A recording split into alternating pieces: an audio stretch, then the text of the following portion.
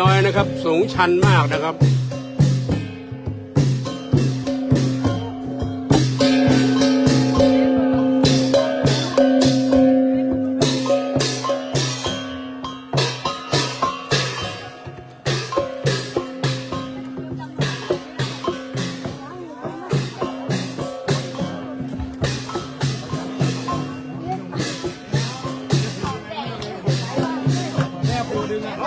สุดยอดฟ้อนได้อยู่ครับหายใจไว้ค่ะหายใจไว้ค่ะโอ้เก่งเก่งยายเก่ง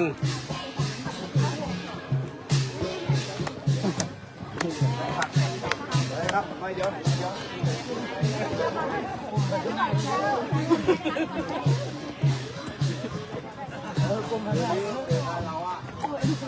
อยากเอาสั้นดีเล่นขาลงระบายออกหมดแล้วนะหนักกับความปกติ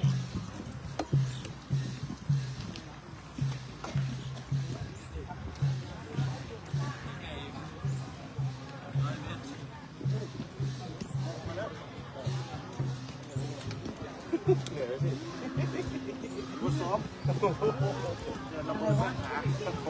สาวทั้งนั้นอายุยังไม่เตะขี้เลยไม่เตะเลขขี้เลย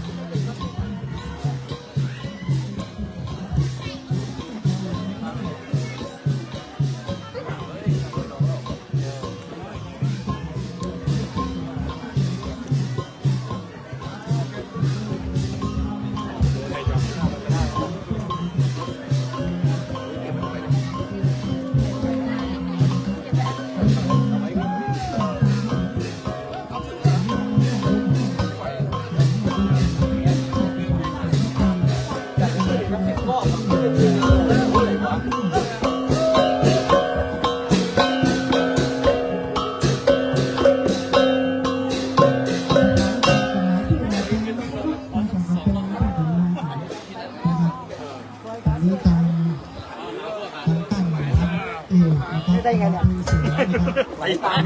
เป็นเจ้าเป็นกันนะครับ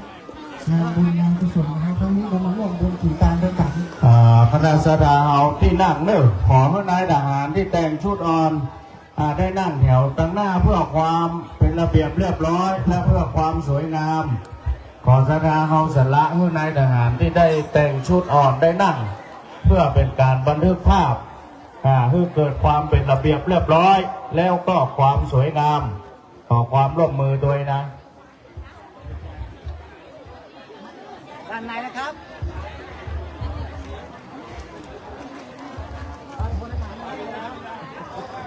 โอ้โหลายนามชื่อนะครับประธานก็มีหลายคณะนะครับเนอะมาได้10 คณะก่อนนะครับหลวงพ่อเนาะโอ้เป็นบุญบารมีนะครับนำทีมแรกเลยนะครับเป็นการคณะของคุณปู่แทนคุณย่าแทนพันพิมศรีนะครับประธานคุณติมศักดิ์นะครับท่านพันโทไพศาลคุณดับดีที่มุอะไรยายเขาไปนั่งไหนมุดทับเหนื่อยไหนมุดเป็นประธานสายเขามานั่งไหนเลยสายบุญสายบุญต่อไปเป็นประธานสายที่2ถึง7นะครับมีทางท่านพันเอกอมรพิมศรีพันเอกหญิงปอลินมูลชาตินะครับผู้บังคับการกรมทหารช่างที่3เป็นประธานในพิธีวันนี้นะครับขอแถวที่2ขยับให้นายทหารนั่งหน่อยไม่เป็นไรเราถือว่าเราเสียสละเรามางานบุญละตอนนี้เรามาตอนนี้กำลังจัดเป็นดานะบอกว่าจะเป็นตั้งต้นประการนะครับตั้งกระถิ่นนะครับจัดระบบการนั่งให้ดีนะตุ้นเนาะทางอาจารย์ก็จะบอกว่าขอความร่วมมือทางพี่น้องคณะสภาเพราะขยายเข้ามาเมื่อไหร่เข้ามาขยายวันนี้เก้าอี้มันมีน้อยนะครับเก้าอี้มันมีน้อยกว่าคนนะครับสภาล้นหลามครับสภาสายที่8บัดนี้ลืมเลยนะครับคุณแม่จำเรียนยวงค นกับมาเนอะมาห่วงบุญกระเพราประธานสายที่เก้าประเทศไทยที่ไหนแม่ราตรีสายคำและคณะจากจังหวัดลำพูนโอ้มาแต่เต้ใครว่านะครับประธานสายที่10คณะศิษยานุศิษย์ทุกคณะนะครับวันนี้ตังพี่น้องตังกรมทหารข้างที่3จังหวัดพิษณุโลกก็มาคณะสภาตังกองพันพัฒนาที่3ต้นก็เป็นมาแต่นะครับเป็นมาภาคแน่นอนนะครับทำในส่วนของท่านผู้บังคับบัญชานะครับแต่ละส่วนครับมาร่วมบุญกับวันนี้สถานที่ก็จัดงานแต่ว่านะครับเป็นบริมวลนะครับเป็นกุศลกับที่ตีกองห้องเปล่านะครับบอกคือเทวดาเจ้าป่าเจ้าเขาเทพไทยป่าไม้ไอสวนทุก16จันทร์ฟ้า15จันทร์ดินนะครับได้รับรู้ข่าวสารงานกุศลว่าวันนี้พี่น้องเรานะครับมาร่วมงานกฐินนะครับมาสร้างบุญสร้างกุศลด้วยกันขอคณะฟ้อนเลยว่าประสานงานนี่คนนึงเดี๋ยวมานี่คนจ้างฟ้อนงานแต่งงานว่านะครับเนาะหันว่าลูกแต่งหน้าตั้งแต่ตี 2ละมางานแก้ติดออกมาวันนี้งานกันแล้วนะครับหันมาตั้งแต่เช้าแล้วอะไรไงจูแล้ววันนี้ตามคนห้องว่าเป็นขึ้นรถแดงเอาคนขึ้นมาคนเป็นนักลูกนักคนเป็นนักลูกรถขึ้นมาแล้วขึ้นแล้วตู้กับประกาศเอาขึ้นแล้วก็เดียวต้องบอกตู้ป่ะบอกแล้วนะแล้วปีนี้รถแดงจะขึ้นมากระเดียวขอยับหน่อยจากเครื่องบินนะครับเขาอยู่ก็ไม่เคยหันเครื่องตื่นนะครับเอามาขอพูดห้องสักคนก็ผู้คนเดียวมันงอกขอพูดห้องสักคนก็ผมจ่าสิบเอกให้วัดเมธาครับวันนี้มาปั๊บครับผมฟาร์มหอยดีใหญ่ที่สุดในเชียงใหม่เจ้าเดิมจ่าสิบเอกพรพิษณุคำอักษรจูเมธามาปั๊บครับจูนพรพิษณุมันออกไปกู้ไปให้มันเดี๋ยวมันออกมาเหงา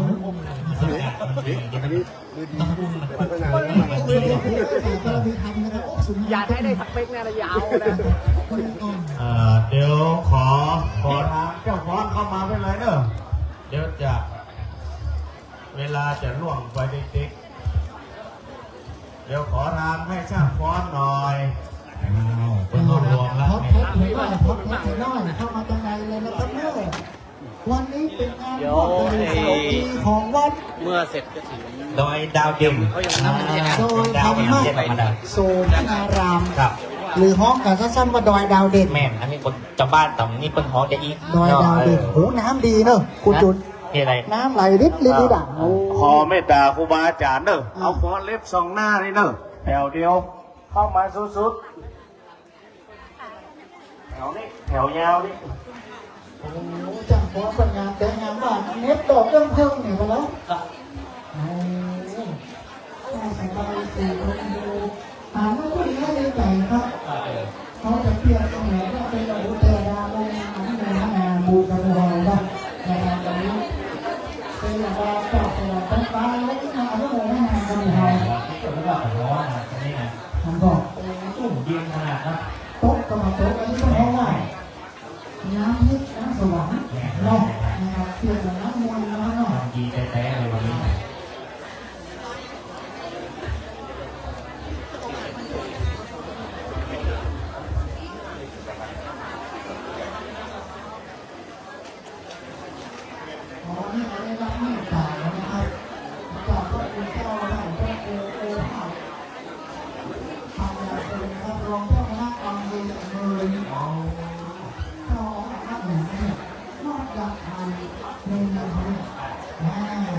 เราคณะอำเภออย่างเป็นรองด้วยต่อไปคณะสหวัดดอยธรรมโสมนารามดอยดาวเด่นเป็นดาวขอต้อนรับคณะเจ้าภาพกฐินทุกท่านด้วยการฟ้อนเล็บล้านนาต้อนรับคณะกฐินทุกท่าน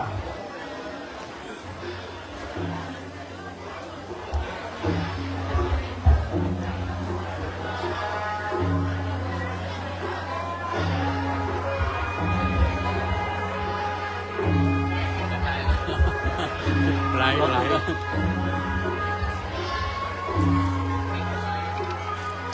สุดท้ายฝนเนื่อมันจะมดแล้ว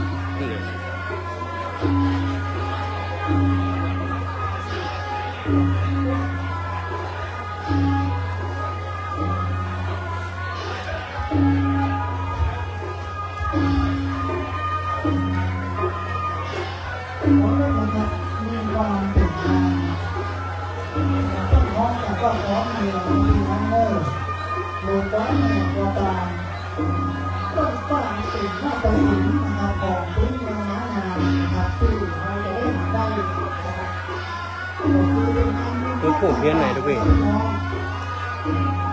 มึงกับตัวหมูมึงก่อนเอาไหนก่อนหมูหรือจะจุดนี่ก่อนมันก็จุดนี่คือมันว่าคือเราบอกว่าราคาที่ชุดในที่อยู่ก็คือทำไมเราเอาเรื่องแล้วเอาเรื่องอื่นไม่ได้นะครับมันไม่ต้องแบบการฟ้องเป็นที่รู้จักประจำแค่หลายนะครับแล้วก็สิ่งที่มันโดนมาก็คือคนเราต้องลงนะครับจะมาพุ่งนะครับได้นำไปเหมือนที่เราที่เราไม่ได้สิ่งครับก็เลยเป็นการเป็นแค่เราไม่ได้คิดว่ามันจะทำงานเนี่ยเราเอ๊ะเราเรามีเนี่ยครับไม่ได้ทุกคนเราจะหาได้ว่านะครับตรงนิ้วนะครับต้องเป็นการเหลี่ยมเนาะคิดก็เป็นเรื่องแนวว่านุ่มบุ้นมีล่ะนุ่มบุ้นมีก็จะดูในฟ้อนเมืองนะครับจะเป็นการฟ้อนแต่เป็นบ้านนะครับมีบางบ้านบางที่คือพ่อเราอ๋อมีสองเนี่ยงานรุ่นเนี่ยจะแต่งเพื่อของเราไม่ได้ดูครับส่งเกียรติตามความเสียหายตรงนี้มีเท่ากันนะแต่ว่าหนังก็ไม่มันโลกมันเรื่องที่ผมจะหาเพื่อฟ้อนหยาบเลยได้แล้วเนาะ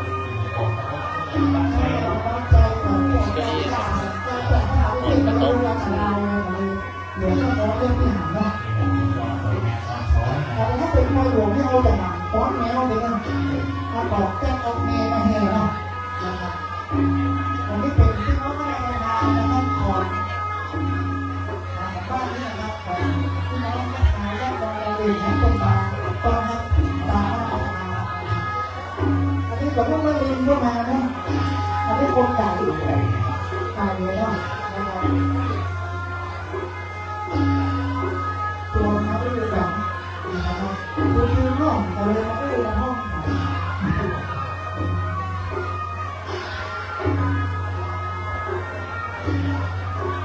หรือลักษณะของหนังก็ไม่มีนะครับคนตั้งใจแต่วันนี้เลือกมาเพื่อหนังนะครับเป็นน่าจะโลหะนะครับเลยแนวหรือแปลงรูปกันนะเป็นนักสร้างหนึ่งนะครับก็สองก็หายก็ไม่ได้แต่งกันต่างมาแต่งรูปสองโอ้ยขึ้นเลยถ้าแต่ก่อนนี่นะผมมันก็ไม่แน่นะของแป้งเป็นนมเนี่ยมันเป็นปีศาจเนาะตรงเป็นไงนะแบบร้อนหลวงร้อนหลังแต่รถโต๊ะเนี่ยเนาะมีน้อยเป่านะครับเลยเป็นอะไรที่เขาเปิดให้เขาไม่เอาว่าเจ้าของอันนี้เป็นแค่เดือนที่3แล้วเนี่ยแล้วก็กล้ามาโดนส้มโอยุบเนาะผมเป็นเรื่องเติมเอาอ่ะเป็นเรื่องยิงเอาเป็นหนังบ้านเนี่ย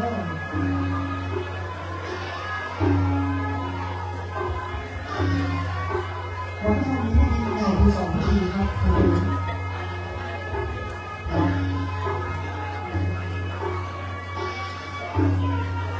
งานแต่ละนี้ลูกหลานจะดิ้นว่าดิ้นน้ำให้นะครับไม่ได้พอหาพอไหมลงไปที่ต้องไปพอเพราะผมมีที่พอด้วย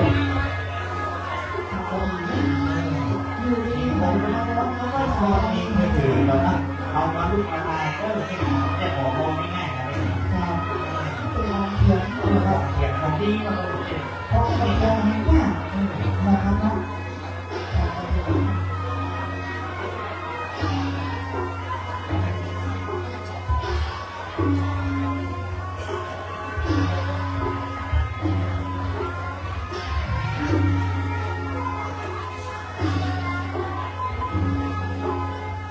เวลา9 โมงเช้าแล้วนะ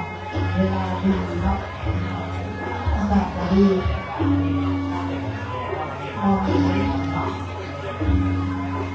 ดอยไงยุ่งยุ่งได้ทะเลหมอกสะพานมาประมาณนี้นะครับสิ่งที่แบบบอกเลยที่งานที่สามนะครับ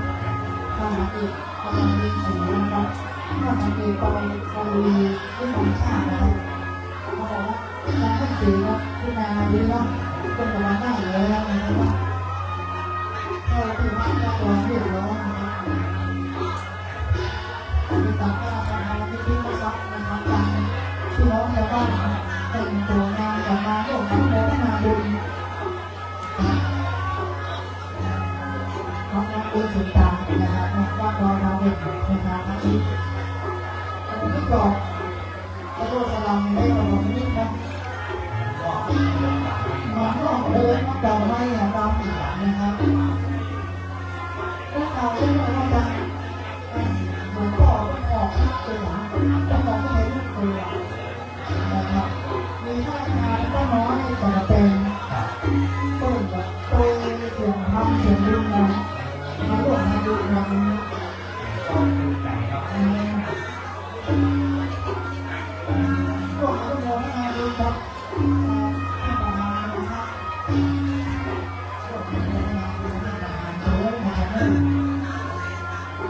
น้อยแต่แต่นี่ต้นของดีนะต้นเพื่อนแม่ขาย มันเลย แม่ว่าแต่ชอบมาบอกได้ซื้อแม่ แม่ให้คนเงินมันจัดเลยแต่คนรับค่าการของผู้ใหญ่ พี่แม่เสียงแค่ไม่ได้ต้นปีนะครับเป็นสำหรับคนเป็นเลยนะครับ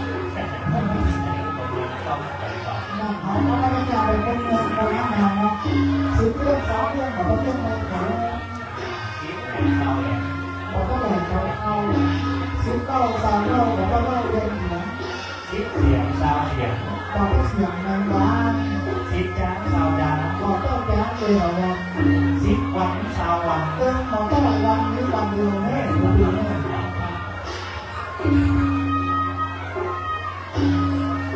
ตอนดีหรอไม่ต้องกี่วันแต่ที่เราเล่าแล้วนี่ แล้ววันประกันพูดมาเป็นเรื่องเต้าที่เป็นคดี ยอด นะครับ ก็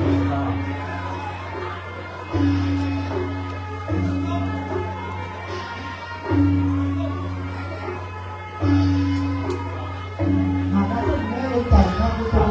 นะเรา เป็นบอลที่มาดีๆนี่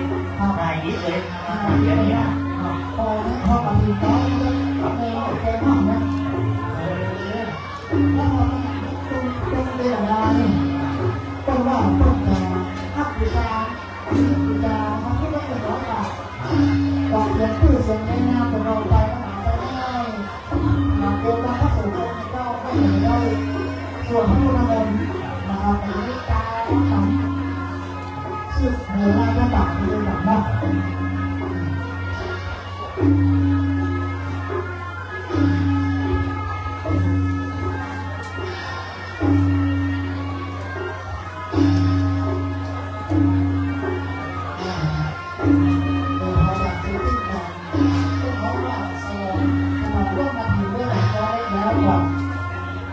เข้าที่ดี ก็คือที่ดีนะครับ ได้หน้าที่เราทำทุกอย่างไปดำเนินการต่อ รัฐบาลโลกบอก เดี๋ยวผมจะไปดึงกับโรงงานก็ ผู้ดาวครัวแล้วนะครับ ดึงเขาเลย ผู้คนทั้งหลายครับบางทีบางได้ตังค์รุ่นนี้อยู่ไงแต่ไม่เห็นพอหน้าแต่ผมก็บอกจะมาอะไรเลยนะครับนะครับคือการที่ใหญ่น้อยรุ่นกันที่โลกมานะครับการที่ใหญ่ที่ใหญ่ดังนะค แม่ รับ นะ ทำตังค์ไม่หลายทำเองไม่หลายนะครับ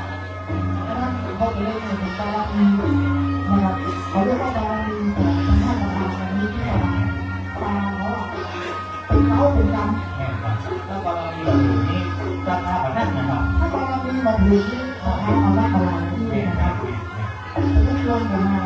แต่นี่มาเรียกว่า เอาแล้วก็ขอเสียงปรบมือให้ยังพอเราหน่อยเขาเลยเราลดความมั่นใจนะครับครับ เดี๋ยวจะขอรับของที่ระลึกจากเสใหญ่ เอาละแล้วเยอะๆแม่ที่แม่เราไปเนี่ยมาเราได้ก่อน ต้องขอครับ มานับรางวัลก่อน ขอ แม่ รางวัลจะเสียใหญ่ก็มา นี่ เอ นี่ อ ตัวแข่งเราไม่มีซองแดงๆนี่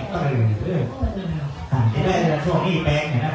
ท่านพันเอกอมรพินศรีครับเมื่อวันนี้ก็เป็นนักวิการกองพลพัฒนาที่3ลูกพิษณุโลกมา แม่ แน่ ละแม่ละ นี่ฮอกแม่มาคนฮอกพี่หรือเจ้าเด้ ก็ต้องยิ้มสอดแก่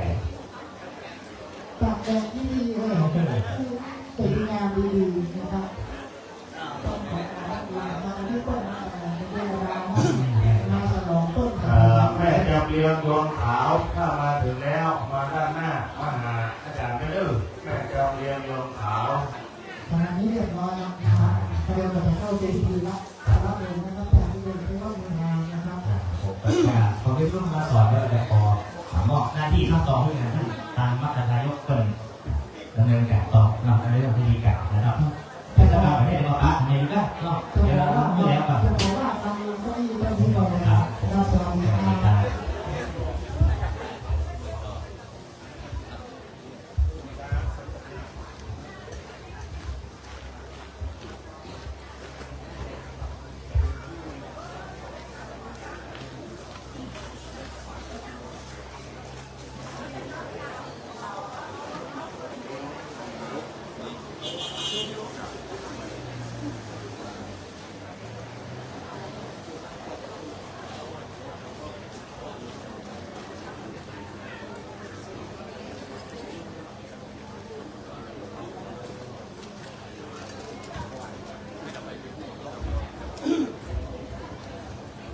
ปารก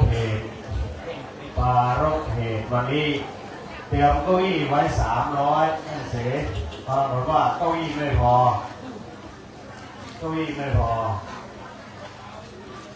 สถานเราขอใช้ภาษาท้องถิ่นพ่อแม่พี่น้องชาวบ้านเราที่มาแล้วเป็นพี่น้องบ้านเราก่อนขอไม่ตาเด้อยืนก่อนเนาะ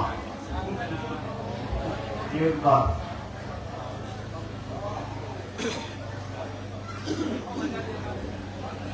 วันนี้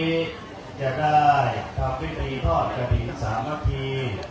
เป็นงานที่หนึ่งแล้วจะได้ทำพิธีสืบโหราชะตาแบบล้านนาเพื่อเป็นการเสริมดวงชะตาราศี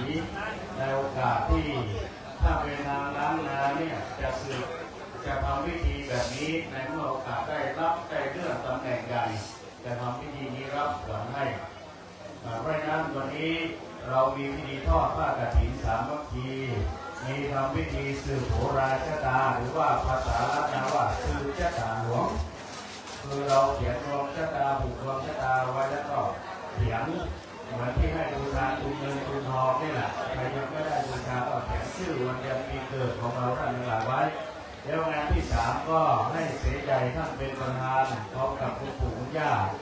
แล้วก็วางศิลาฤกษ์สร้างพระวิหารแทนหลังเดิมที่ถูกเผาไปก็วางศิลาฤกษ์สร้างพระวิหารหลวงพ่อดวงดีดอยดาวเด่นแม่จำเรียงดวงขาวถ้ามาถึงแล้วเชิญด้านหน้าแล้วก็คณะสารญาติโยมทุกท่านที่ติดตามทางสถานีวิทยุที่วันนี้ได้มาร่วมก็เชิญตามอัธยาศัยก่อนเพราะว่าด้านในเก้าอี้ที่เตรียมไว้นั้นเต็มหมดแล้วเพิ่นบอกว่ามาก่อนนั่นหน้ามาจ้าได้ยืนเลยมาก่อนนั่นหน้ามาจ้าได้ยืน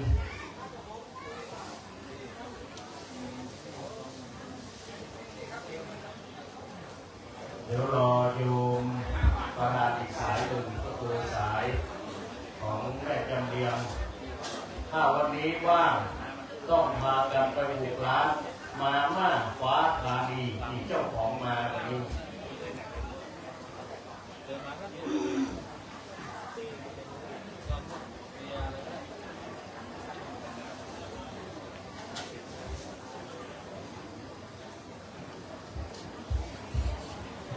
ในระหว่างรอนะครับผมจะได้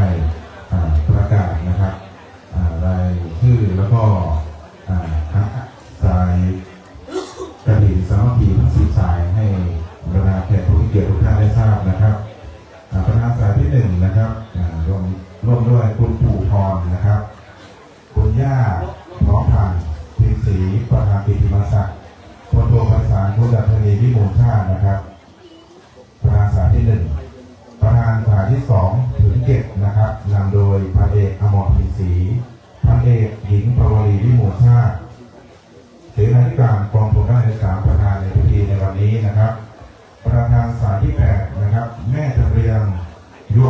นะครับร้านมาม่าฟ้าธานีจังหวัดเชียงใหม่นะครับประธานสายที่ 9 แม่ราตรีทรายคำและคณะจากจังหวัดลำพูนนะครับประธานสายที่ 10 คณะศิษยานุศิษย์ทุกคณะนะครับรวมถึงคณะศรัทธาของวัดร้อยดาวเด่นแห่งนี้นะครับทั้งหมดมี10 สายนะครับก็เรียนให้ทุกท่านได้ทราบโดยทั่วกันนะครับในขณะนี้ระหว่างรอนะครับพระพุทธเจ้าก็จะได้ประกอบพิธีนะครับเมื่อพระพุทธเจ้าขึ้นบนอาสนะครบทั้งแก่ท่านแก่ลูกแล้วนะครับ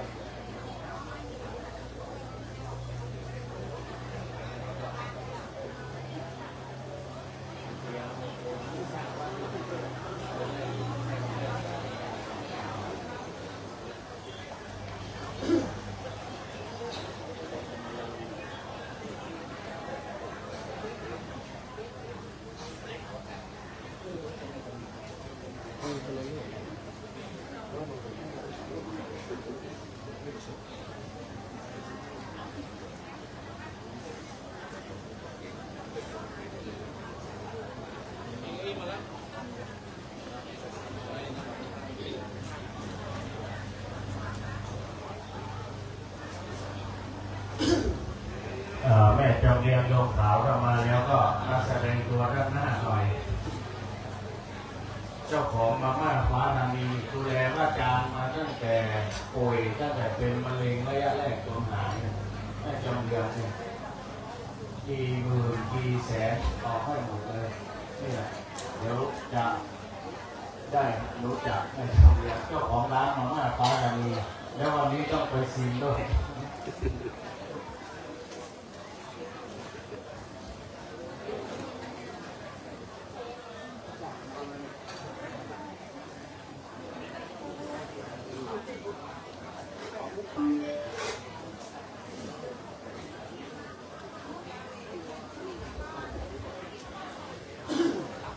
คณะกลุ่มล้านลาอำเภอสันกำแพงมาถึงแล้ว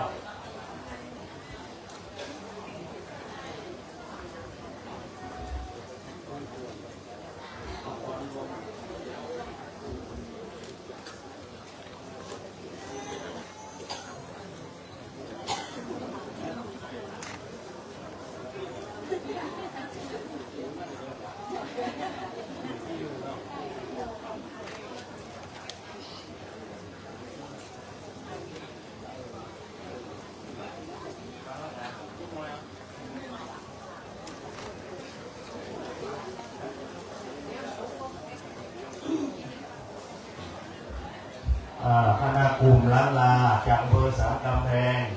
คณะแม่โอ้ยหมอนมอยความแสงสันทรายอันนี้กลุ่มนี้มาจากฝั่งวิทยุแล้วตามมารับพรเลยอิสิตังปฏิตังตุมหังที่กเมวะสุอิเจตุสเปปุเรตุสังกปาจโนปนรโสยถาก็มีโซติระโสยถาหมายมีคณะกลุ่มล้านลาอำเภอสันกำแพงพร้อมด้วยแม่หัวหม่อนมอยคอนแสงพร้อมด้วยแม่น้อยจอมนวลบ้านโป่งแม่แฝดเกินทรายใน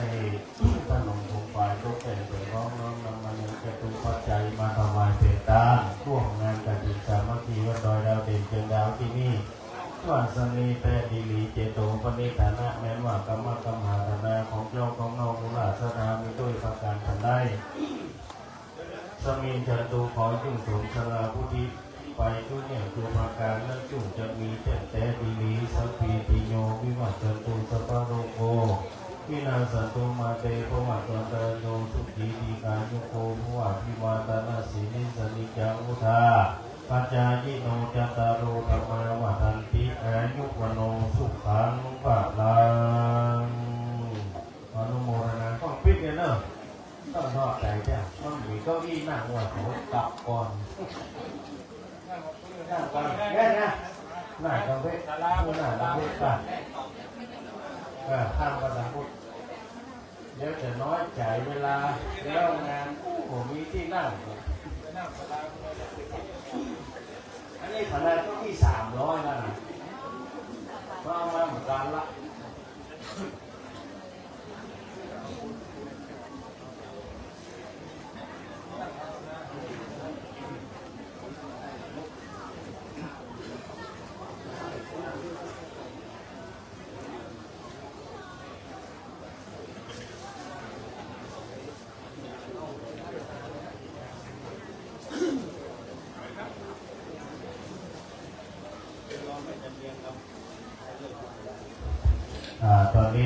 วันนี้เราจะถือโอกาสอันเป็นมงคลได้ทำพิธีให้ท่านพระเอกอมรวินศรีเสนาธิการกองพลพัฒนาที่3ซึ่ง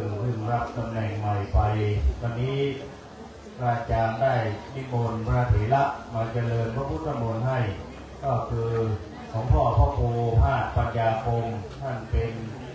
รองเจ้าคณะอำเภอเสมอเป็นเจ้าวาดวัดดับภัยดับทุกข์ดับโศกดับโรคดับภัยเจ้าวาดวัดดับภัยในเมืองเชียงใหม่เป็นประธานสงฆ์องค์ที่2ท่านพระครูเมธีสุตกร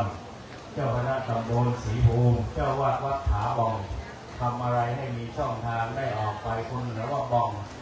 เป็นรูออกไปให้มีรูไม่ให้มีอุปสรรควันนี้ นิมนต์มาให้แล้วก็นิมนต์ท่านพระครูโอภาสมงคลกิจเจ้าวาดวัดสว่างมงคลทำอะไรจะได้มีแสงสว่างทำอะไรจะได้ไม่ติดขัดแสงสว่างทั่วๆวันนี้ทำให้อย่างดีนะตั้งใจทำให้อย่างดีแล้วก็นิมนต์ครูบาอาจารย์พระเถระมาจำนวน9 รูปมาเจริญพระพุทธมนต์สื่อโบราณชะตาให้ในวันนี้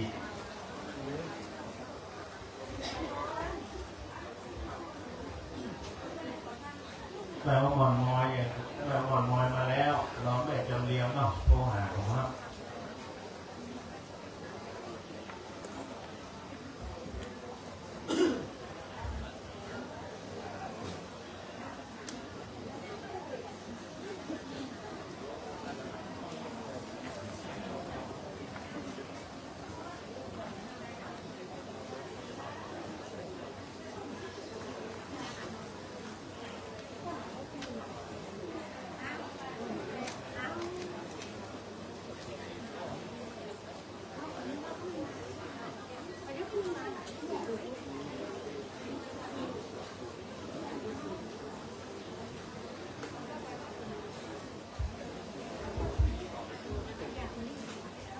สำหรับในวันนี้เราทั้งหลายได้มาร่วมในพิธี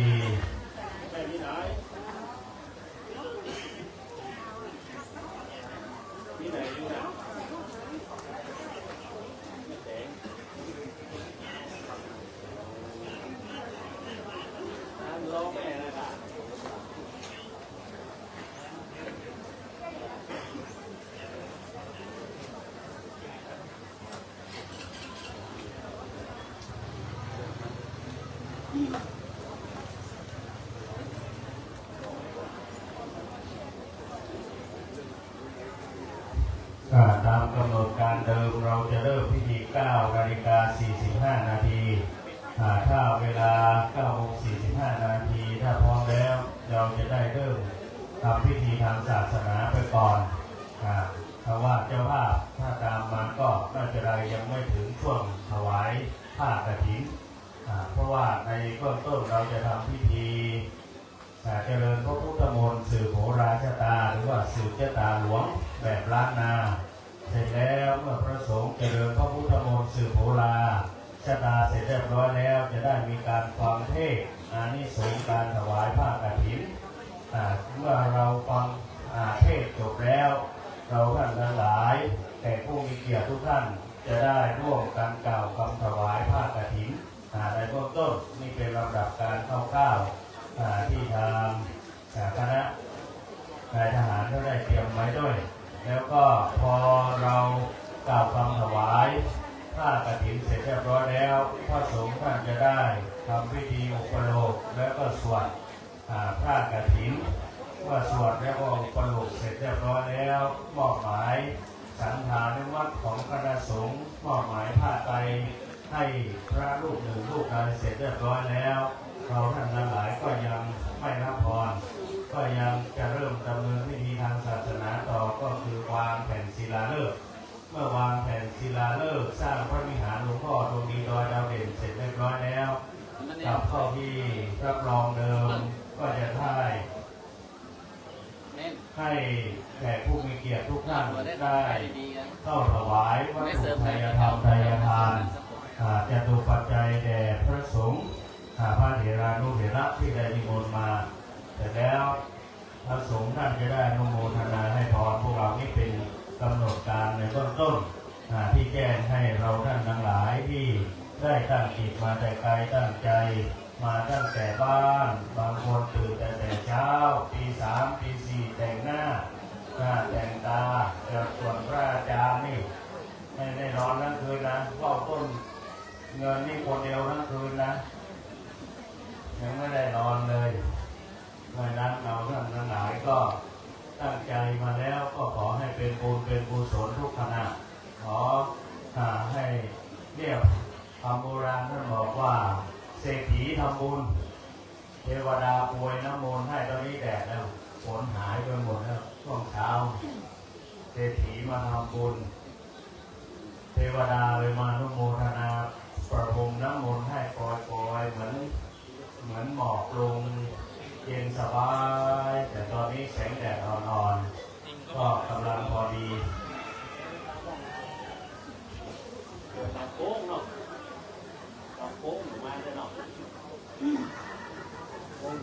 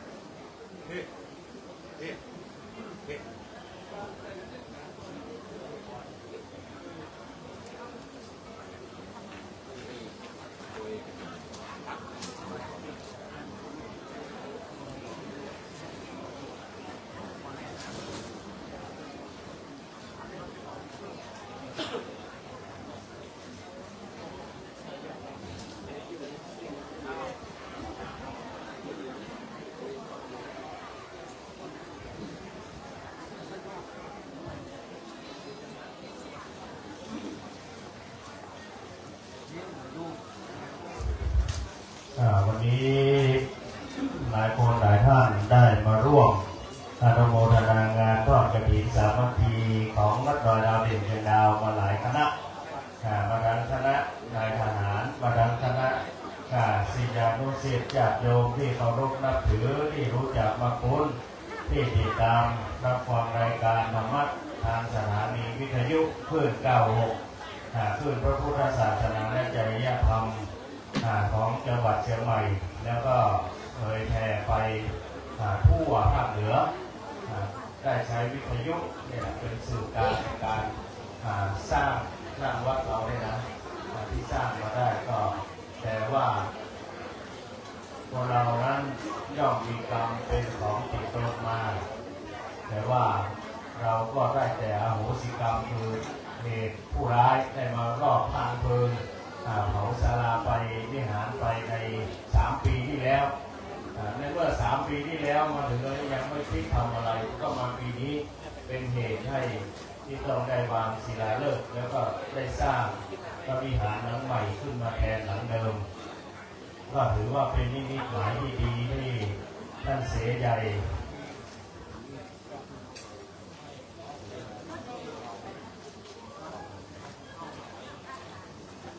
ได้ท่านเสนาธิการกองพลพัฒนาที่3ท่านพลเอกอมรลิมศรีได้มาเป็นปฐมฤกษ์กับคุณปู่แพรคุณย่าพร้อมพันธ์ลิมศรีได้เป็นปฐมฤกษ์ในการที่จะเริ่มสร้างพระวิหารหลวงพ่อทรงดีดอยดาวเด่นด้วยกันปีนี้การต้อนรับขาดตกบกพร่องต้องขออภัยด้วยการเตรียมงานในปีนี้ปีหน้าถ้าเรามีบุญสัมพันธ์ร่วมกันก็คงจะได้จัดงานอีกก็คงจะได้เตรียมสถานที่ต้อนรับสายทานบุญสายทานน้ำใจเราท่านทั้งหลายที่ได้มาร่วมบุญร่วมกุศลร่วมสร้างฐานะบารมีศีลบารมีสร้างบารมีทั้ง4ทัศไว้ก็เป็นเสบียงบุญติดตัวเราไปเหมือนเราได้เตรียมตัวก่อนตายเตรียมกายก่อนที่เราท่านทั้งหลายจะเดินทางไกลเพราะนั้นชีวิตของเรานั้นเป็นของไม่เที่ยงแท้แน่นอนบางคนวันนี้ตั้งใจจะมาร่วมทำบุญตั้งใจไว้ตัดเสื้อผ้าเตรียมข้าวของที่จะมาทำบุญไว้แต่ต้องมีเหตุให้ไม่ได้มาร่วมทำบุญก็มีบางคนไม่ได้ตั้งใจจะมาร่วมแต่ด้วยเหตุบุญสัมพันธ์อยู่ไหนก็ไม่ได้จะเป็นที่ต้องได้มาร่วมบุญนี่เป็นเหตุที่ต้องให้ได้เราท่านทั้งหลายได้มาร่วมบุญกันไม่คิดว่าเก้าอี้300จะไม่พอนะคิดว่าเยอะสุดละแต่ว่าพอเตรียมไว้ไม่พอก็ถือว่าเป็นนิมิตหมายที่ดีที่เราท่านทั้งหลายได้ให้ความเมตตาความเล็กๆน้อยๆที่อยู่ในป่าในเขาบางคนบางท่านก็ชอบความชอบของคนเรานั้นมันแตกต่างกันบางคนบางท่านก็ชอบวัดที่เจริญแล้วพอไปที่ไหนก็ถ่ายรูปสวยหูสวยตาสบายหูสบายตาแต่ว่าวัดเล็กๆน้อยๆบ้านนอกบางเดือนยังค่าไฟไม่มีจ่ายนะเราท่านทั้งหลายเพราะนั้นวันนี้นี่เป็นเหตุที่ดีแล้วที่เราท่านทั้งหลายจะได้มีโอกาสได้มาทำบุญณสถานที่นี้ขึ้นชื่อว่าดอยดาวดิ่งเชียงดาวเพราะนั้น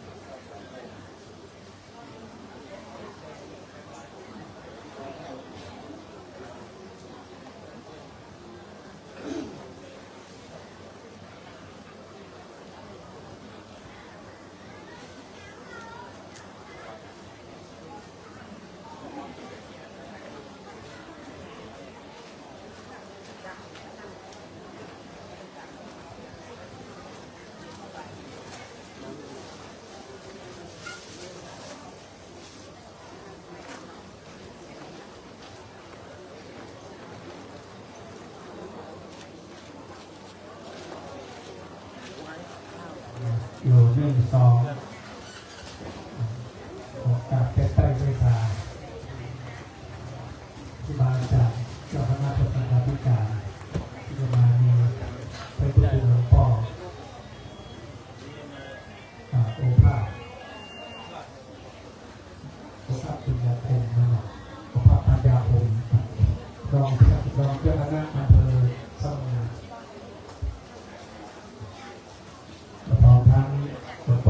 รู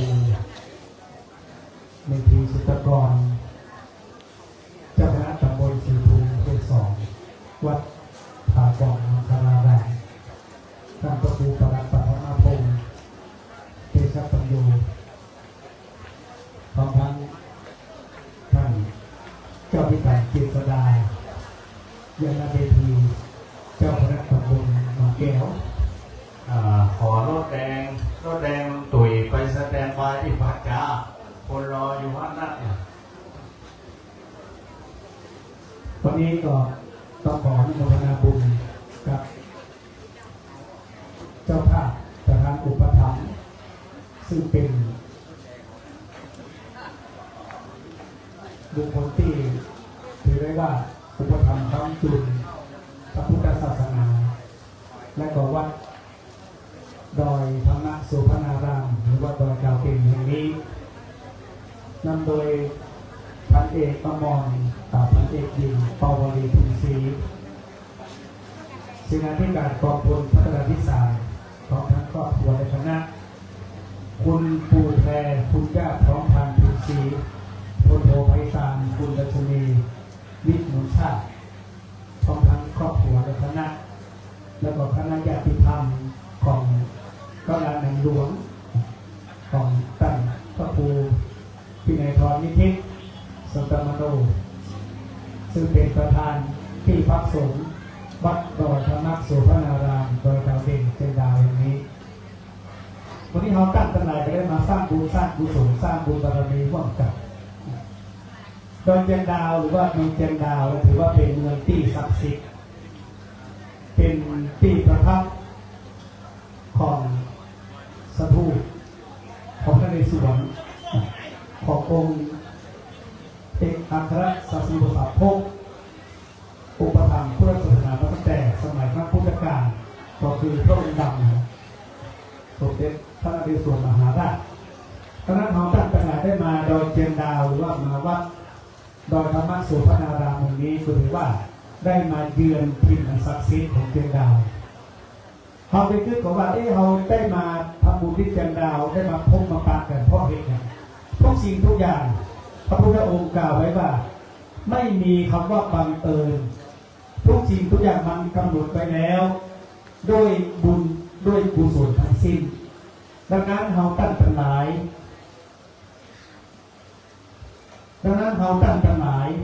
ก็ถือว่าได้สร้างบุญสร้างกุศลร่วมกันมาพบใดพบหนึ่งชาติใดชาติหนึ่งหรือว่าหลายชาติดังนั้นการที่จู่ๆพันเอกอมรพร้อมทั้งครอบครัวพร้อมทั้งพลโทไพศาลพร้อมทั้งครอบครัวและกระตั้งตลาดที่ได้มาร่วมทำบุญในวันนี้ทุกสิ่งทุกอย่างมันไม่ได้เกิดขึ้นด้วยความบังเอิญมันมีความเกิดขึ้นแล้วโดยเหตุปัจจัยทั้งสิ้นนะครับเอาละวันนี้ก็ได้โอกาสอันดีจะได้เรื่องประกอบพิธีทางศาสนาในเรื่องที่มนต์กันท่านพระครูในพรนิธินั่นในโอกาสต้นนี้เป็นเวลาอันเป็นมงคลแล้ว เราจะได้เริ่มทำพิธีในทางพระพุทธศาสนาเราจะให้ทางเจ้าหน้าที่ทางศาสนาพิธีได้ดำเนินการในการเข้าสู่พิธีการทอดกฐินสามัคคีเป็นลำดับต่อไปขณะนี้นะครับได้เวลาเริ่มเป็นมงคลแล้วนะครับจะได้ประกอบพิธีทอดกฐินสามัคคีนะครับลำดับต่อไปนะครับขอได้เชิญพันเอกอมรพินศรีนะครับเสนากองพลพระนเรศวรได้เป็นประธานจุดเทียนผู้บูชาพระรัตนตรัยและถวายขันธ์ศีลแด่พระสงฆ์ขอเรียนเชิญครับ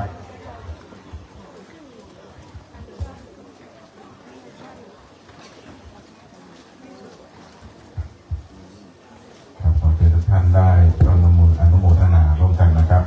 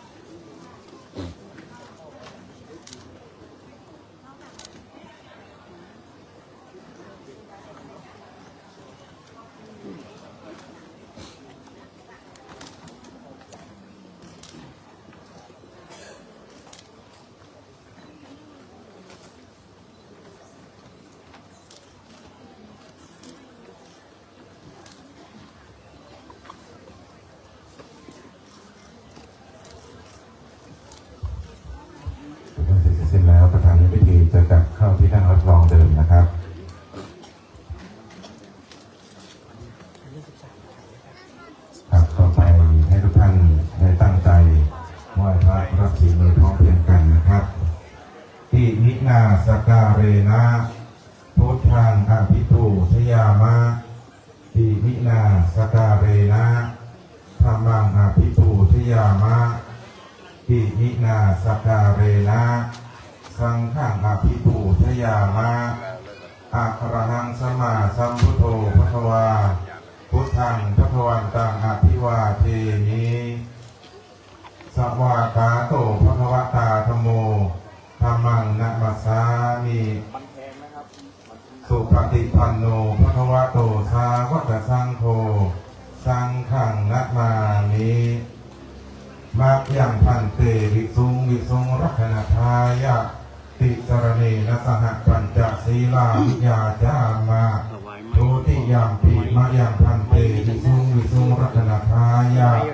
ติสรณีนสหปัญจศีลาวิยาจามา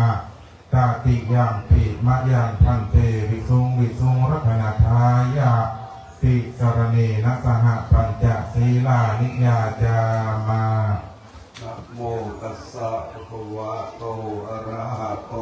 สัมมาสัมพุทธัสสะนะโมตัสสะภะคะวะโตอะระหะโตสัมมาสัมพุทธัสสะนะโมตัสสะภะคะวะโตอะระหะโตสัมมาสัมพุทธัสสะ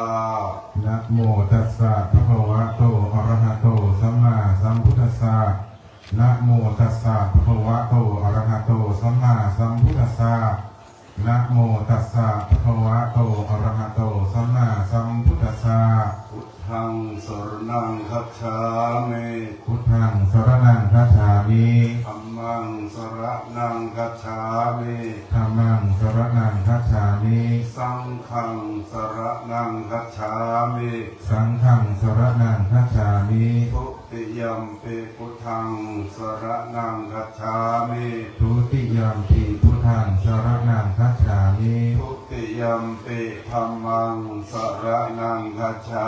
มิทุติยัมปิธัมมังสรณังคัจฉามิทุติยัมปิสังฆังสรณังคัจฉามิทุติยัมปิสังฆังสรณังคัจฉามิปฏิยัมปิพุทธังสรณังคัจฉามิปฏิยัมปิพุทธังสรณังคัจฉามิปฏิยัมปิธัมมังสรณังคัจฉามิปฏิยัมปิธัมมังสรณังคัจฉามิปฏิยัมปิสังฆังสรณังคัจฉามิปฏิยัมปิสังฆังสรณังคัจฉามิติสรณะขมะนังนิธิตังนามะพันติปานาติปาตาเวระมะนีสิกขาปะทังสมาธิยามิปานาติปาตาเวระมะนีสิกขาปะทังสมาธิยามิอะทินนาทานาเวระมะนีสิกขาปะทังสมาธิยามิอะทินนาทานาเวระมะนีสิกขาปะทังสมาธิยามิกาเมสุวิชาจาราเวระมะนีสิกขาปะทังสมาธิยามิกาเมสุวิชาจาราเวระมะนีสิกขาปะทังสมาธิยามิมุสาวาทาเวระมะนีสิกขาปะทังสมาธิยามิมุสาวาทาเวระมะนีสิกขาปะทังสมาธิยามิสุราเมรยะมัชฌะปะมาทฐานาเวระมะนีสิกขาปะทังสมาธิยามิสุรานิระยะมัชฌะปะมาทฐานาเวระมะนีสิกขาปะทังสมาธิยามิอิมานิปัญจสิกขาปะทานิสีเรนะสุขติยันติสีเรนะโภคะสัมปทาสีเรนะนิพพุติยันติตัสมาสีรังวิโส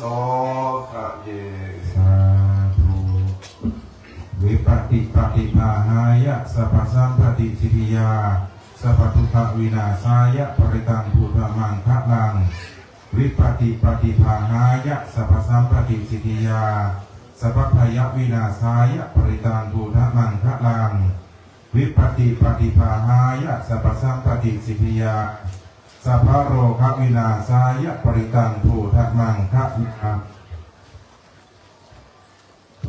ตุวังอ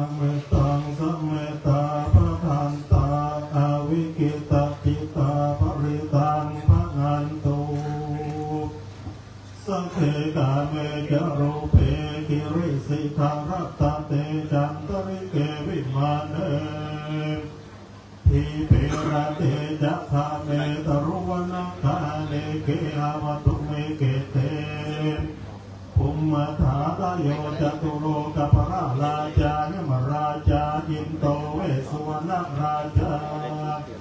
อริยเมตไตโยโพธิสัตตาวกาตโยอริยสาวกาจะปุถุชนากัลยาณาจะมาติติเอวะปุเทภสันนาธรรมเมภสันนาสังเฆภสันนาพุทเทสัคคะวาธรรมเมสัคคะวาสังเฆสัคคะวาอิโตฐานาโตยาวะปรัมปราอิสุจักวาเลสุเทวตายังมุนิวรวัจนังสาภโวโนสุนันตุธรรมสวนาคาโลวยัมปทันตา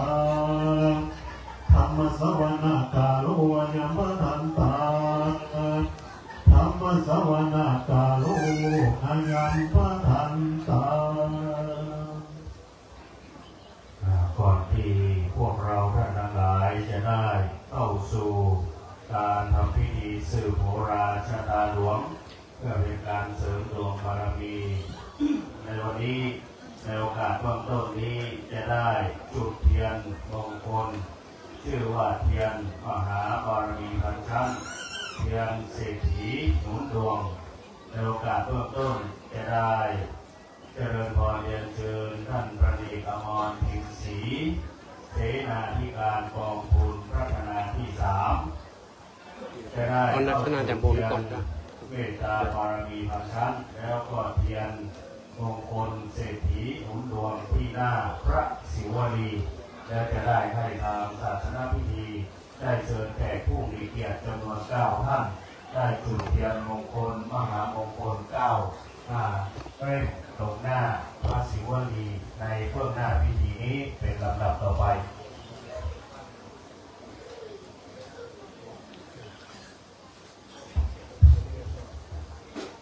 ขอได้เจอนะครับรายชื่อทั้ง9ท่านนะครับลำดับที่1นะครับพระธีรมนต์พิมพ์ศรีนะครับขอเรียนเชิญจุดเทียนธูปด้านหน้าพระศิวลีเป็นท่านแรกนะครับลำดับที่2นะครับพันเอกหญิงปวรีวิมูลชาตินะครับเทียนเล่มที่3นะครับคุณปู่แพรคุณย่าพร้อมพันธ์พิมพ์ศรีเทียนเล่มที่4คุณโทไพศาลคุณดัชนีวิมูลชาติเทียนเล่มที่5คุณขุมพรคุณบุภาเทียนเล่มที่6สจ.กิติบุญเรืองลำดับรายชื่ออีก3ท่านนะครับท่านอาจารย์จะเป็นคนเอ่ยนะครับอีก3ท่านจะให้เป็นสายบุญที่ดูแลวัดดอยธรรมสุพรรณารามก็คือแม่จำเรียงดวงขาว1 เล่มถ้าไม่มาก็ไม่เป็นไรก็ให้ตัวแทนแล้วก็สายบุญจากจังหวัดลำพูนเป็นตัวแทนคณะญาติโยมคณะญาติธรรมกัลยาณมิตรกัลยาณธรรมคุณแม่ราตรีสายธรรม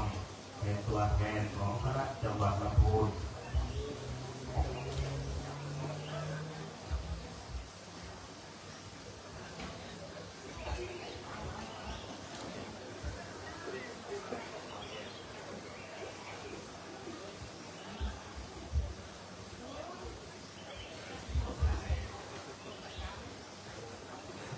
ประธานได้ลงมาจากจุดเทียนพระศรีวลีเสร็จเรียบร้อย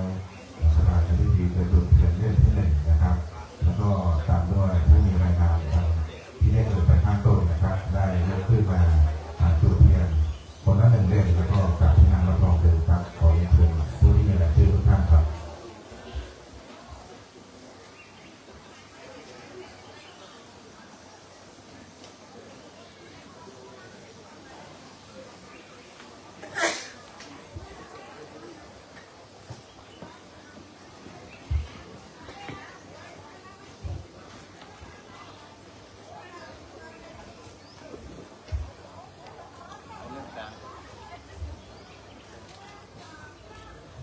เล่มที่2เป็นพันเอกหญิงปวรีวิมูลชาติครับขอเรียนเชิญครับเทียนเล่มที่3คุณถูกแปลคุณย่าพร้อมผ่านพิมพ์ศรีขอเรียนเชิญด้วยความเคารพครับ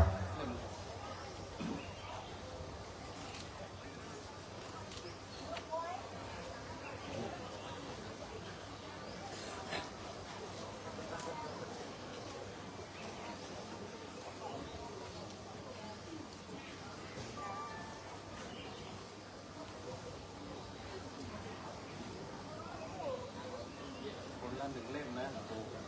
เอามาเนี่ยปู่เล่นนี่แล้วก็ย่าเล่นต่อด้วยกัน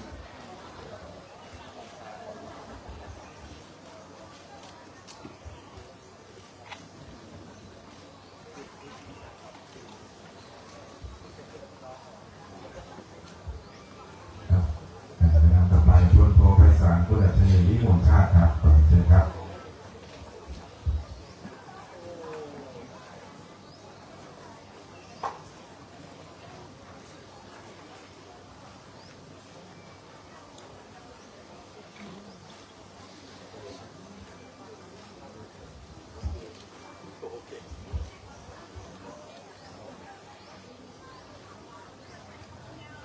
ต่อไปครับคุณ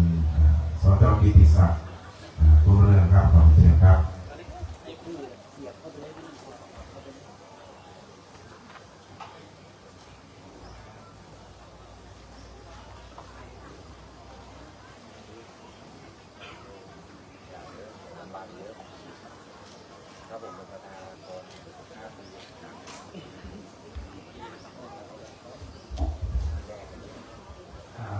ต่อไป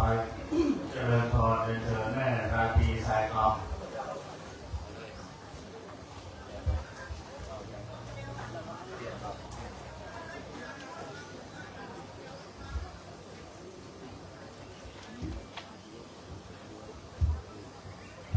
รายนามสองท่านนะครับ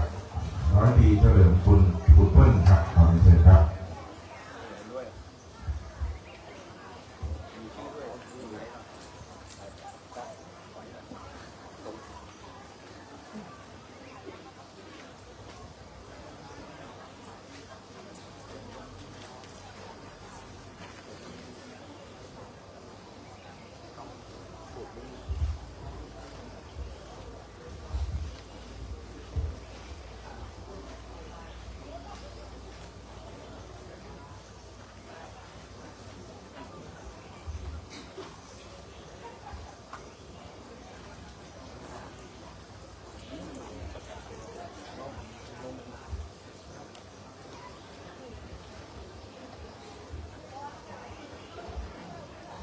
จุดเทียนเล่มสุดท้ายนะครับขอเชิญคุณ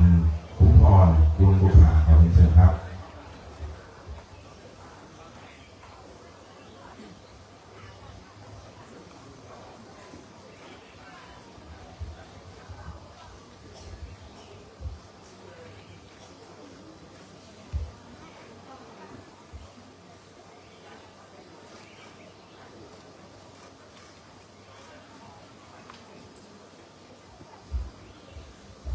เรียบร้อยแล้วเดี๋ยวอีกหนึ่งเล่ม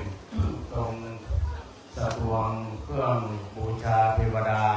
ก็จะ เจริญพรเรียนเชิญท่านพันเอกอมรพิมพ์ศรีพันเอกหญิงปวรีวิมูลชาติได้จุดเทียนกลางกระทง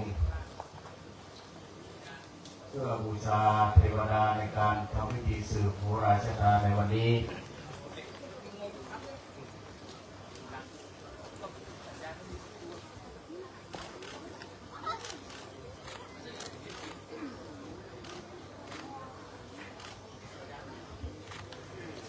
เสร็จแล้วเจริญพรแผ่ผู้มีเกียรติทุกท่านได้นำได้สายสิญจน์ที่แขวนอยู่บนหัวอารมณ์ของท่านเสใหญ่เส้นใหญ่นะกับของคุณนายเส้นใหญ่2เส้น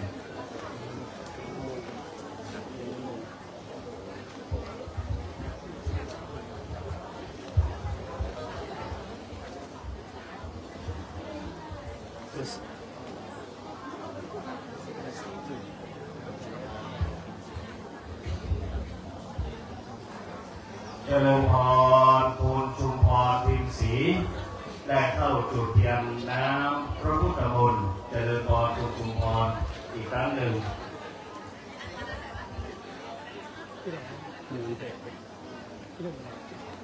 เอาเพียน ค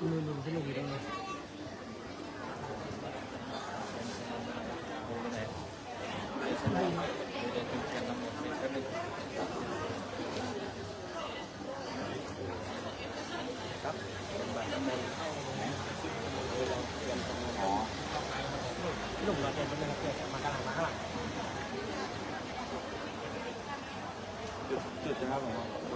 จุดแล้วก็ประเคนนะประเคนกันลงประเคนพออยู่ออกประเคนจุดชั้นนู้น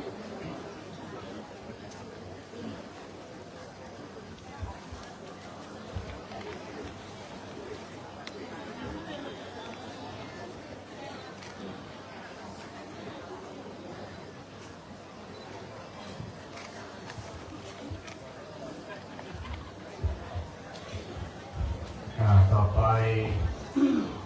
พระสงฆ์พระเวลาโมเถระจะได้เจริญพระพุทธมนต์สืบโบราณชะตาแบบล้านนาให้พวกเราท่านทั้งหลายได้ตั้งจิตตั้งใจให้เป็นบุญเป็นกุศล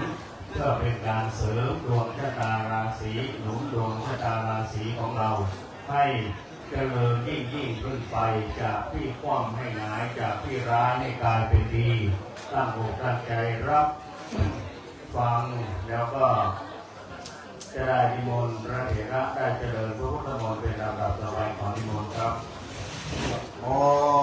ตัสสะภะคะวะโตอะระหะโตสัมมาสัมพุทธัสสะนะโมตัสสะภะคะวะโตอะระหะโตสัมมาสัมพุทธัสสะนะโมตัสสะภะคะวะโตอะระหะโตสัมมาสัมพุทธัสสะทังสารนังกัจจามิธัมมังสารนังกัจจามิสังฆังสารนังกัจจามิตุติยัมปิพุทธังสารนังกัจจามิตุติยัมปิธัมมังสารนังกัจจามิตุติยัมปิสังฆังสารนังกัจจามิตติยัมปิพุทธังสารนังกัจจามิตติยัมปิธัมมังสารนังกัจจามิตติยัมปิสังฆังสารนังกัจจามินะโมเมสัพพะพุทธานังตัวติงสาวนารักขาโนตัณหังกาโรมะวิโรเมตังกาโรมะหายาโสสารนังกาโลโลกายโตทิปังกาโลโชติงกาโลปุถัญโยจนะปะโมโคมังกาโรปุริสัสสะโกสุมาโนสุมาโนเทโรเรวะโตระวัตตันโนโสปิโตปุณณสัมปันโนอาโนมาตาสิโนตโมปัตตุโมโรกะปัจจโตนาราโตวันนาสารถิปัตตุโมตาโลสัตตาสาโตสุเมโตอัปปะปุกาโรสุจโตสัพพะโลกะโคปิยะตัสสิกาลาสะโพอัตตตัสสิกาลุญญิโกธัมมาตัสสิยโมโนโตเสตโตอัสสะโมโลเกติโสจาวาระตังวะโลปุโสจาโตพุทโธวิปัสสิจาอนุปโมสิกิสัพพะคิโตสัพพะเวสะโพสุขกายโกกะโกสันโตสัตตาวะโอโกนาคัมมโนระนันตะโอกัสสะโพธิริสัมปันโนโคตโมสักกายาปุงคโวอัตถเวสติสังกตาอิเมพุทธามเหติกาการุณาคุณาสัมปันนาสัพพะโลกาภิปุติตาเอเตตัสสะภาราพุทธาวุตตมะอัตถะภูคาราเตปิสังฆคุณาอาสุปิติเยอัมมะตังเอเตพุทธาอาทิตัจจะมังคลาโอเตสัพพะตาอัตถะ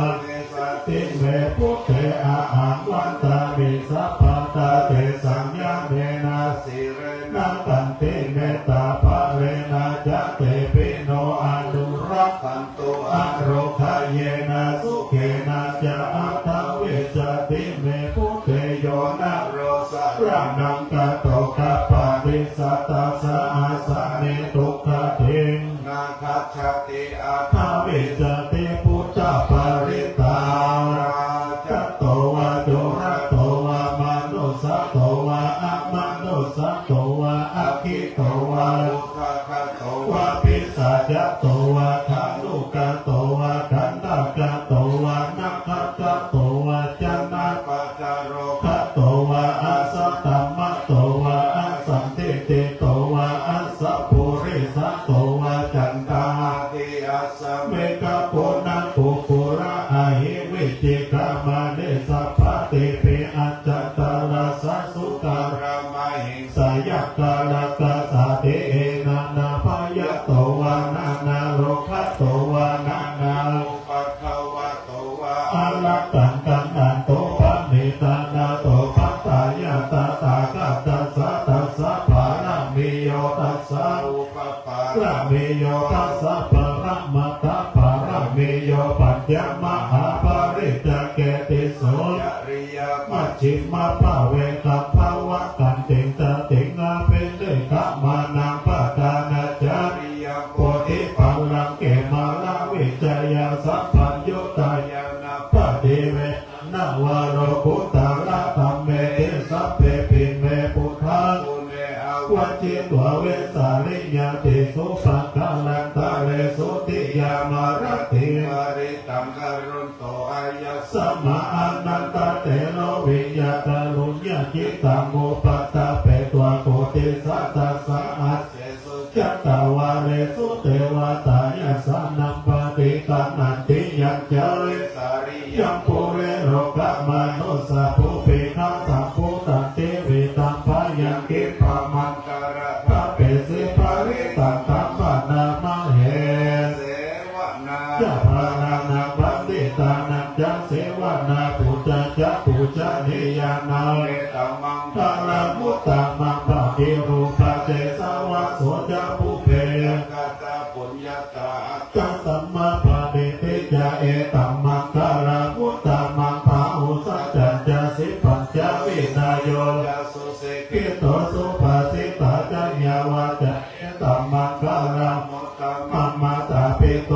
ปัตตานังพุทธจาราสะสัมสาอุอานาคุราจะกัมมันตาเอตัมมังคาลมุตตะมังตานัจจะตัมมัจจาริยะจะยะตักานัจจะสังฆาโหอนาวะจะมิกัมมานิเอตัมมังคาลมุตตะมังอาราติวิราติมาปะมัจฉปานาจะสัญญาโมอัปปะมาโตจะธรรมเมสุเอตัมมังคาลมุตตะมังคาลโวโตจะสันตุติจะกะตัมยุตตะคาเรนะธัมมะสวรนังเอตัมมังคาลมุตตะมังกันติจะโสวะจะสัทธาสมานานังจะทัสสะนังคาเรนะธัมมัสสะตัจจาเอตัมมังคาลมุตตะมังตะโพจะพระมจาริยัจจาริยสัจจานังทัสสะนังนิพพานาสัจจิเกริยาจะเอตัมมังคาลมุตตะมังโพธัสสะโลกธรรมเอ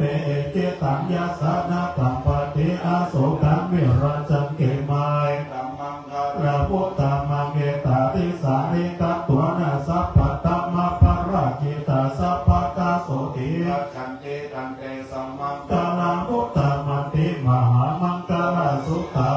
งยังกิจิวิตังเอตวะหุรังวาสักเกสุวัญญรัตนาปานิตังโนสัมมังอติตาตากะเตนะอิตังเพปุเตรัตนาปานิตังเอเตนะเจนะสวัสดิหันโตขะยังวิรัตังอัมมาตังปานิตังยัคฆสัพพะสักกายมุนิสัมมาหิโตนะเตนะธัมเมนะสัมมาติกิติเอตัมเพธัมเมรัตนาปานิตังเตนะสัจเจนะสวัสดิหันโตยัมพุตตะเสโธปาริวันนาเยสุจิสัมมาหิมานันตาริกัญญามะอุสัมมาทิฏฐาเตนะสัมโมนาวิสัตเตตัมเพธัมเมรัตนานิตังเอเตนะสัจเจนะสวัสดิหันโตเยปุคาราอัตตะสัตตังปัสสัทธะจัตตาเนตานิยุคานิหันเตเตตักขินายาสุขตัสสะสาวกาเอเตสุขินานิมหาปารานิตัมเพสังเกรัตนาปานิตังเอเตนะสัจเจนะสวัสดิหันโตเยสุปายุตตาอัลลาเหนาวิกามิโนโพตามาสสะนาเมเตปฏิปัตตาอมตาตังอุตตะเนปุติมุจจามานาอิตาเปสังเกรัตนาปานิตังนาโสวัสดิหันโตขีนังปุรานังนาวังนาเตสัมภวังวิรัตติตายติ ธิเกเตกินาพิจาเวรุลาเอจันตานิปัสเสติรายะตายาภัยรัตนาปะเดตังเอเตนะสัจเจนะสุวัติอุตโตสัพพะโรกัสสะมิมานะสัมภาวะเยอปาริมาณังอุปังอาโตจัตติริสัมปะตังอะเวรังอาสัพพะตังเตตังจารังเนสิโนวาสยาโนวายาวิคัตตังมิโตเอตังสติงาติตายะพระมะเมตตังวิอาลังเอตัมมาโอติติจานุปกัมมัสสิลาวะตัสสะเนนะสัมปันโนกะเมโสเวนายะเตตังนาเอจะตุตตะปัสสยังกะรังนิยะเมตตาสุตาโนพุทโธอะปะมะโนธัมโมอะปะมะโนสัมโฆปะมะนาวันตานิสิเรอหิวิกิตาสัตตะปะเดอุณนะนาเปสัรราภูโมสิกากัตตะเมตัมเมปาริตาปฏิกามันตุพุทธานิโสอะนะโมนะโมสัตตะนังสัมมาสัมพุทธานังเตเตเปโสภะคะวะอะระหังตวิจจารานะสัมปันโนโลกาวิโตวะโลกาโลภุริสัตตมัสสารติสัตตเทวะมนุสสานังสวากาโตภะคะวะตาธัมโมสันติติโกอากาลิโกเอหิปัสสิโกโอปันนะจักขังเวทิตาโพวิญโยเอเตสุปฏิปันโนภะคะวะโตสาวกสังโฆจุโนภะคะวะโตสาวกสังโฆยะยะปฏิปันโนภะคะวะโตสาวกสังโฆสามีติปฏิปันโนภะคะวะโตสาวกโพญะทิตังจัตตาริปุริสายุกานิอัตถปุริสาภุตาลาโตสาวกสังโฆอาหุนายโยปาหุนายโยตักขินายโยอัญจลีปุญญเกตังโลกัสสาเทตังสรัตตานังธัมมังสังกัจจาภิกขวูพายังวะจังมีตัพพังมหังโสนาเหสติติสัพพะสุขินารักขันตุพุทธาสังคิตุวันเตตวรักขิโตสันโตพุทโตจะสัพพะเยนะจะสัพพะโรคาสัพพะสันตาภวัตถิโตสัพพะเวรมะติขันโตนิพุทโตจะตุวังภวะสัพพิสัพพะโรโควินาศสันตุมาเตภวัตตรายโยสุขิติกายุโกภวะตานาสิริสันติจักพุทธาปัจจายโนจัตตารโอธัมมาวะทันติโตสุขังพลังปะกิเนอริยายะจติยะจโตนาปิจานามิสันติจปานังจิริตังเตนะสัตเตนะโสติเตหุนโตโสติคัมปัสสะโพจังโกสัตติสังกาโตธัมมานังตัตถาวิริยะเปติปัสสันติโพจังกาจัตตาขาปะเรสังกาสัตเตเตสัพพะทัสสินะพุทธินาสัมมาตัตตาภาวิตาภาโหเรสัมวัตันติอาภิญญายะอิปานายะจะโพธิยาเอเตนะสัจจวัตโสติเตออนโตสัพพะไตกัสสะมิสัมมาเยนะโตโมคคาลากัสสะปังกิลาเนดุกิเตติสวะพุจังเกสัตตาเตสะยิเตจะตังนาภินังโลกาปุจิสุตังกาเนเตนะสัจจวัตโสติเตออนโตสัพพะไตกัตตาธัมมาราชาปิกิลังเยนะปิปิตัเตเลนะตันเยวะปังนาเปตัวนาสัตตาราสัมโมติตัวจะอาปาตาโสเอเตนะสัจจวัตเจนะโสติเตออนโตสัพพะตาภาหินังเตจะอาปาตาตินังนัปปินัมมัทธานาตกิเลสาวะปัตตานุปาติอัมมาตังเอเตนะสัจจวัตโสติเตออนโตสัพพะตาสังฆวะมังกาลัญจโยจะมานาโพสักุณัญจสัตโตปะปังคาโหตุสุตันตังพุทธานุภาเวนะวินาสเมตุยันตุเนเมตังวะมังกาลัญจกุณัญจสัตโตปะปังคาโหตุสุปินังอาคันตังธัมมา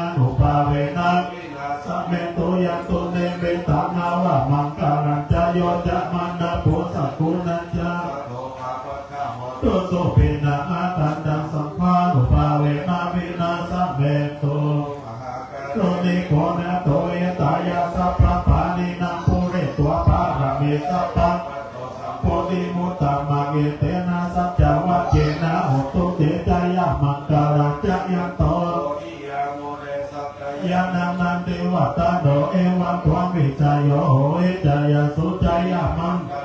ปาราติตาภาลังเกสิเสปาตามิปุกะเลอาเปสิเกสัพพะพุทธานาธัมโมดาติสุนัขตังสุมังกาลังสุปะปะตังสุโอติตังสุขันโดจะสุจิตังธรรมัจจาริสุภาตาคินังกายกัมมังวาจากัมมังปะทังตาคินังมโนกัมมังปะนิติเตปะตังคินังกัปปันตเนปะตังคิเนตารัตตาสุขิตาเวโรลาหะพุทธัสสะสะเดสุขิตาอุตัสสะอาสัพเพยติเพสารนังอัญญังพุทโธเมสารนังวารังเยเตนะสัจจวัตตุเตจายามังกาลังนัตติเมสารนังอัญญังธัมโมเมสารนังวัจเจนะโหตุเตจายามังกาลังนัตติเมสารนังอัญญังสัมโฆเมสารนังวารังเยเตเจนะโหตุเตจายามังกาลังรัตานังโลเกวิจเตวิเวตังโพตุรัตานังพุทธัสสะมานาติตัสสะมายักขิติรัตานังโลเกวิจเตวิเวตังโพตุรัตานังธัมมัสสะมานาติตัสสะมาสุทิยักขิติรัตานังโลเกวิจเตวิเวตังโพตุรัตานังสังฆัสสะมานาติสุทิภวันตุเตสัมปันนาสุขะธัมมะสัมมาอิตาสันโตสัพพุริสาโลเกเตวะธัมมติปัตตานาสันติปัตตาอาวัจจนะมาตาปิตาจานิขันตาจตะเวทัปฏิกรรมาตาบุตาเจตวะมะลังสวานาจตุสัจจมาตาลาสัมเยเปวิสุนาลาทายโยพุทธาอัตตวิสัตตินายะตัสสะเปปะติติตาไมอัมมาตังเกเตมุนิสิเสปะติติโตไมอัมพุทโตตัมโมตาวิโรจเนสังโฆปะติสังคุเรสัพพะพุนาตาโลหัตตาเยเมอนุรุปโตสารีพุทโธจักขังกิเนปิติภาคัสสะมิโมกขลาโนจัวานาเกตังกิเนสวะเนสุงานันตาลาหุลาคัสสะโพจมหานาโมอุปาโสเกเกสังเตปิติภาคัสสะภิกษุริโยวะปะมังกาโลติสิโนปะโนโสเปโตโมเนปุงกะโวปุมาราคัสสะโพเตโลมะเอสิจิตาโสมะอันวัตตาเดนิจักวัติตาสิพุนนะกาโลปุโนอังคุริมาโลจะอุปาลิปัญจมหาเถระนะลาเตติราคามัมมะสิสาสิติมหาเถระจิตาวันตาจารันตาศิระเตเตนะอันทะมังเกสุสันติการัตนาปุระโตอาสิตาคิเตเมตาปัจจตปัจจโตอาสิวะเมอังคุริมาลาตัตตะโมระปาริปัจจาตัณหากาสิจตังนังสิเสสะปะการะสันติตาจินานังวาลาสังยุเตธัมมังกัลลังกะเทวัสสะโตเมสกะเจนะสัมมาสัมพุทธะปัญจเมวะตาปิตาตาปะหิรัจตุปะตาวะอาเสสาวินายังยัตโตอานันตะปุณะจินาปันตระมัจจเมวิหารันตังไหมอาเลสัพพะปะเรตุมาสัพเพเตปิสาสะปายเจวังเมกะโตระโขสุระโขพุตตานุปาเวนะจิตุปัสธรรมานุปาเวนะจิตาริสังโฆสังฆานุปาเวนะจิตันตรายโยภาวะปาริโตเตชยาปัญจระปันนาราสัทธันหาริติตาเทวะจตาพระมจตามหาพระมจตายสีจตามหายสีจตามุนิอามุนิจตาปุริสัจตามหาปุริสัจตาจักวัติจตามหาพุทธจตาปัจเจกามุตตจตาอาระอังคจตาสัพพสิทธิวิจตาระนังจตาสัพพโลกาสัพพโลกาติปฏิญาณังจตาเอเตนะสัจวัจเจนะตุหังโอโตตุหังสวอายะนะโมพุทธัสสะนะโมธัมมัสสะนะโมสังฆัสสะสัญญาอุรุสวอายะสัพพิจโยธัมโมโลเกอานุตตโรสัพพะสัตตายะตัญญาปัญ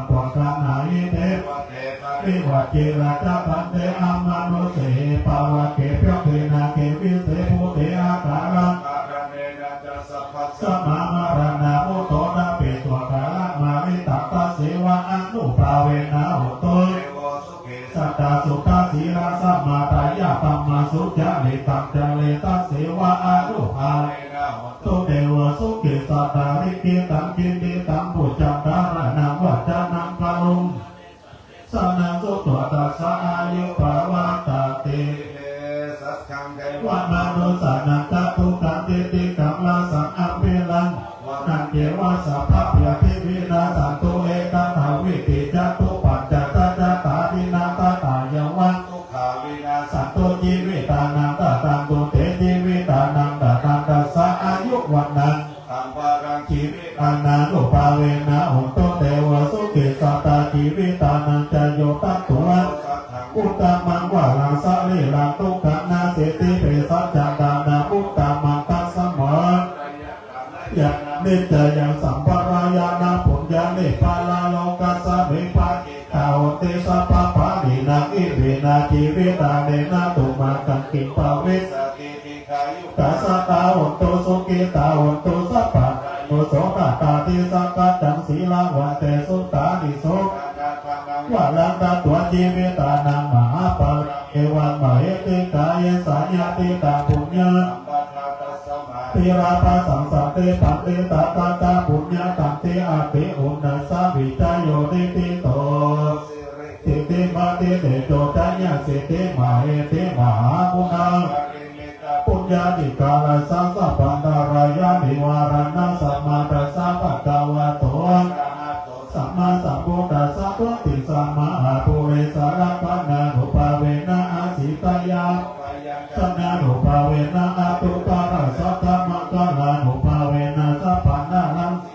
ภาเวนะเกตุมาลานุภาเวนะทัสสะปารามิตาทัสสะอุปปารามิตานุภาเวนะทัสสะปารามัตตปารามิตานุภาเวนะศีลา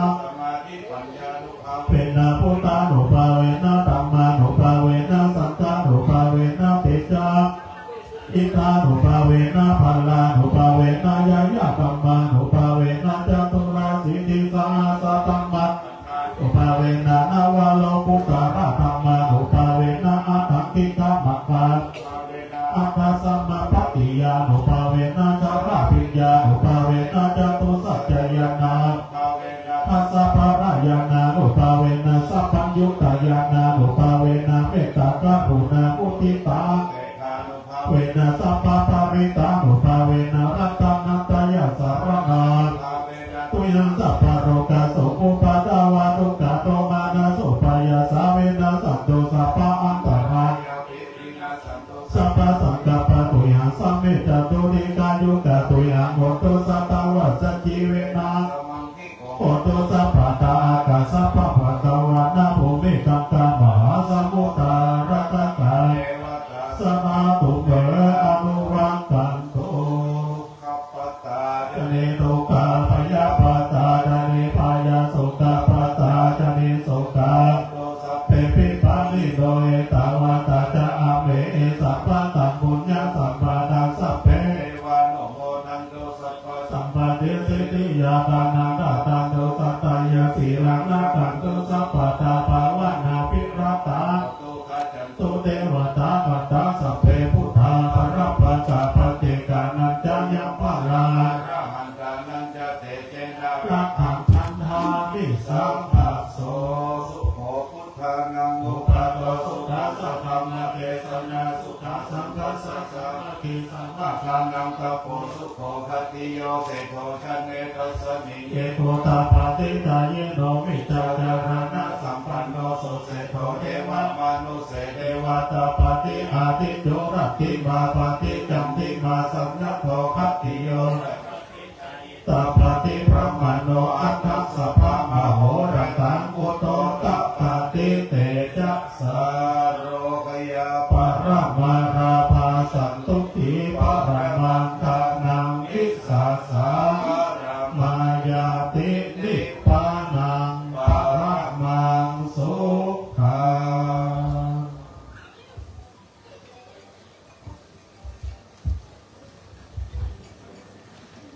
ขณะนี้พระคุณเจ้านะครับได้เจริญพระพุทธมนต์ เสร็จเรียบร้อยนะครับลำดับต่อไปนะครับ ได้ให้ทุกท่านนะครับได้ตั้งใจสดับรับฟังนะครับอานิสงส์นะครับแห่งการถวายผ้ากฐินนะครับจากพระคุณเจ้านะครับต่อไปผมจะได้อาราธนาธรรมเพื่อการอาราธนาที่หมดพระคุณเจ้าและแสดงธรรมต่อไปนะครับ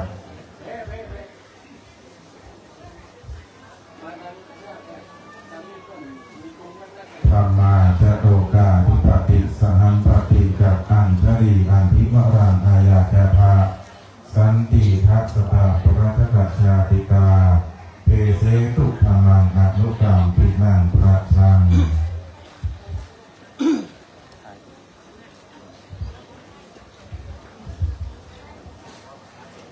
ขอโอกาสพระเทรานุเถระเจ้าคณะพระสังฆาธิการครูบาอาจารย์ทุกรูป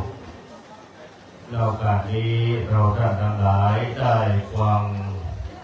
การเจริญพระพุทธมนต์สื่อโบราณชะตาหลวงเป็นที่เรียบร้อยแล้วเจริญพรเราท่านทั้งหลายในโอกาสตอนนี้จะได้ฟังเทศน์อานิสงส์กฐินเพื่อเป็นการอบรมสมโภชในโอกาสต่อไปนี้ในโอกาสเบื้องต้นนี้ เราท่านทั้งหลายท่านที่อยู่ตามแดดท่านก็เข้ามาทางห้องไม่ได้แถวหนึ่งตั้งมาทางเพศทางข้างไม่ได้แถวก็เดี๋ยวจะลักปิดกันออกมา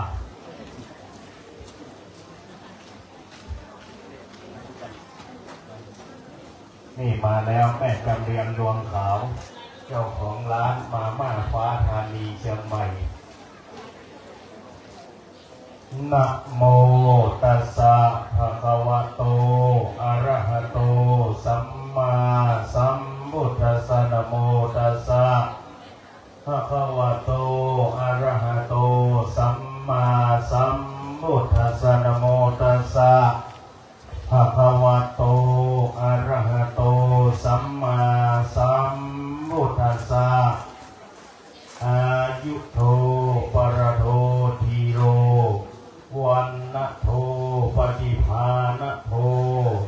สุขัสสะธาตาเมธาวีสุขังโสอธิคัจฉติอายุงดัตวาปรังวันนังสุขันจะปฏิภาณโตดีคายุยาสวาโหติยัตถะยัตถุปปัจจติติณโอกาสบัดนี้จะได้แสดงพระธรรมเทศนาในกฐินทานกถาพรรณนาถึงบุญพิเศษในทางพระพุทธศาสนาปราชญ์ผู้มีปัญญาให้อายุย่อมได้อายุปราชญ์ผู้มีปัญญาให้พละย่อมได้พละปราชญ์ผู้มีปัญญาให้วรรณะให้ประดิภาณย่อมได้ประดิภาณ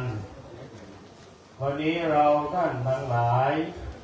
ได้พร้อมใจกันมาณสถานที่แห่งนี้อันมีนามว่าดอยดาวเด่นเชียงดาวซึ่งเป็นการทอดกฐินสามัคคีนำโดยท่านพันเอกอมรพิมพ์ศรีพันเอกหญิงปวลีวิมูลชาติพร้อมด้วยคุณปู่แพรคุณย่าพร้อมพันพิมพ์ศรีพลโท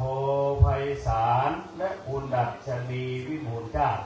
และคณะญาติธรรมเราท่านทั้งหลายทุกท่านในโอกาสเบื้องต้นนี้อาตมาต้องออกตัวก่อนว่าไม่ใช่นักเทศน์เห็นพระอยู่ในป่านี่ไม่เก่งอะไรสักอย่างเลยแต่พอพูดได้ในโอกาสบัดนี้เราท่านทั้งหลายได้มาให้ทานกฐินทานเป็นบุญพิเศษในทางพระพุทธศาสนาในเบื้องต้นได้ยกหัวข้อเป็นภาษาบาลีว่าอายุโทปรโททีโลนั้น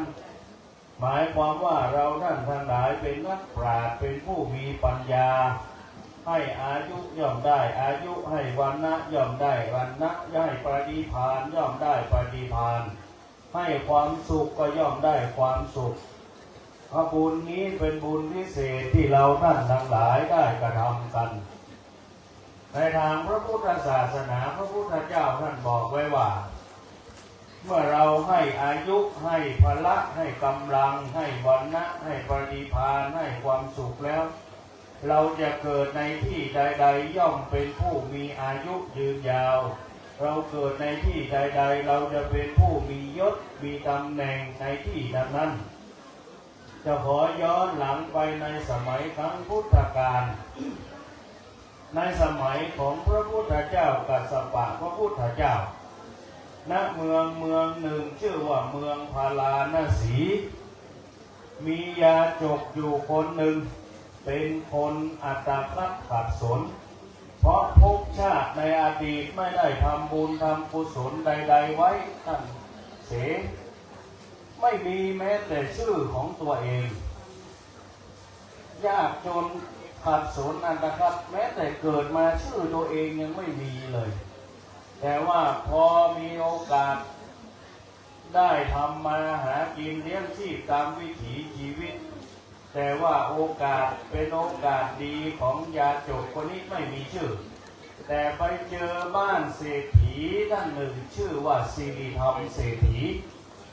สิริธรรมเศรษฐีก็เห็นว่าโอ้บ้านเรานี่ยังขาดคนใช้ยังขาดคนเกี่ยวหญ้าให้ม้าให้วัวให้ควายก็เลยเอานายทุกขตะหรือว่าคนยากไร้เนี่ยบอกว่ามาเป็นผู้เกี่ยวหญ้ามาเป็นผู้ดูแลคอกม้ามาดูแลสวนให้เราดีกว่าเมื่อเป็นเช่นนั้นแล้วสิริธรรมเศรษฐีก็เลยตั้งชื่อให้คนทุกขตะหรือว่าคนจนนี่ว่า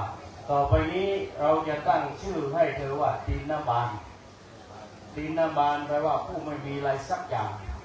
เกิดมาไม่มีแม้ชื่อของตัวเองเมื่อตั้งชื่อแล้วปรากฏว่าก็ทำหน้าที่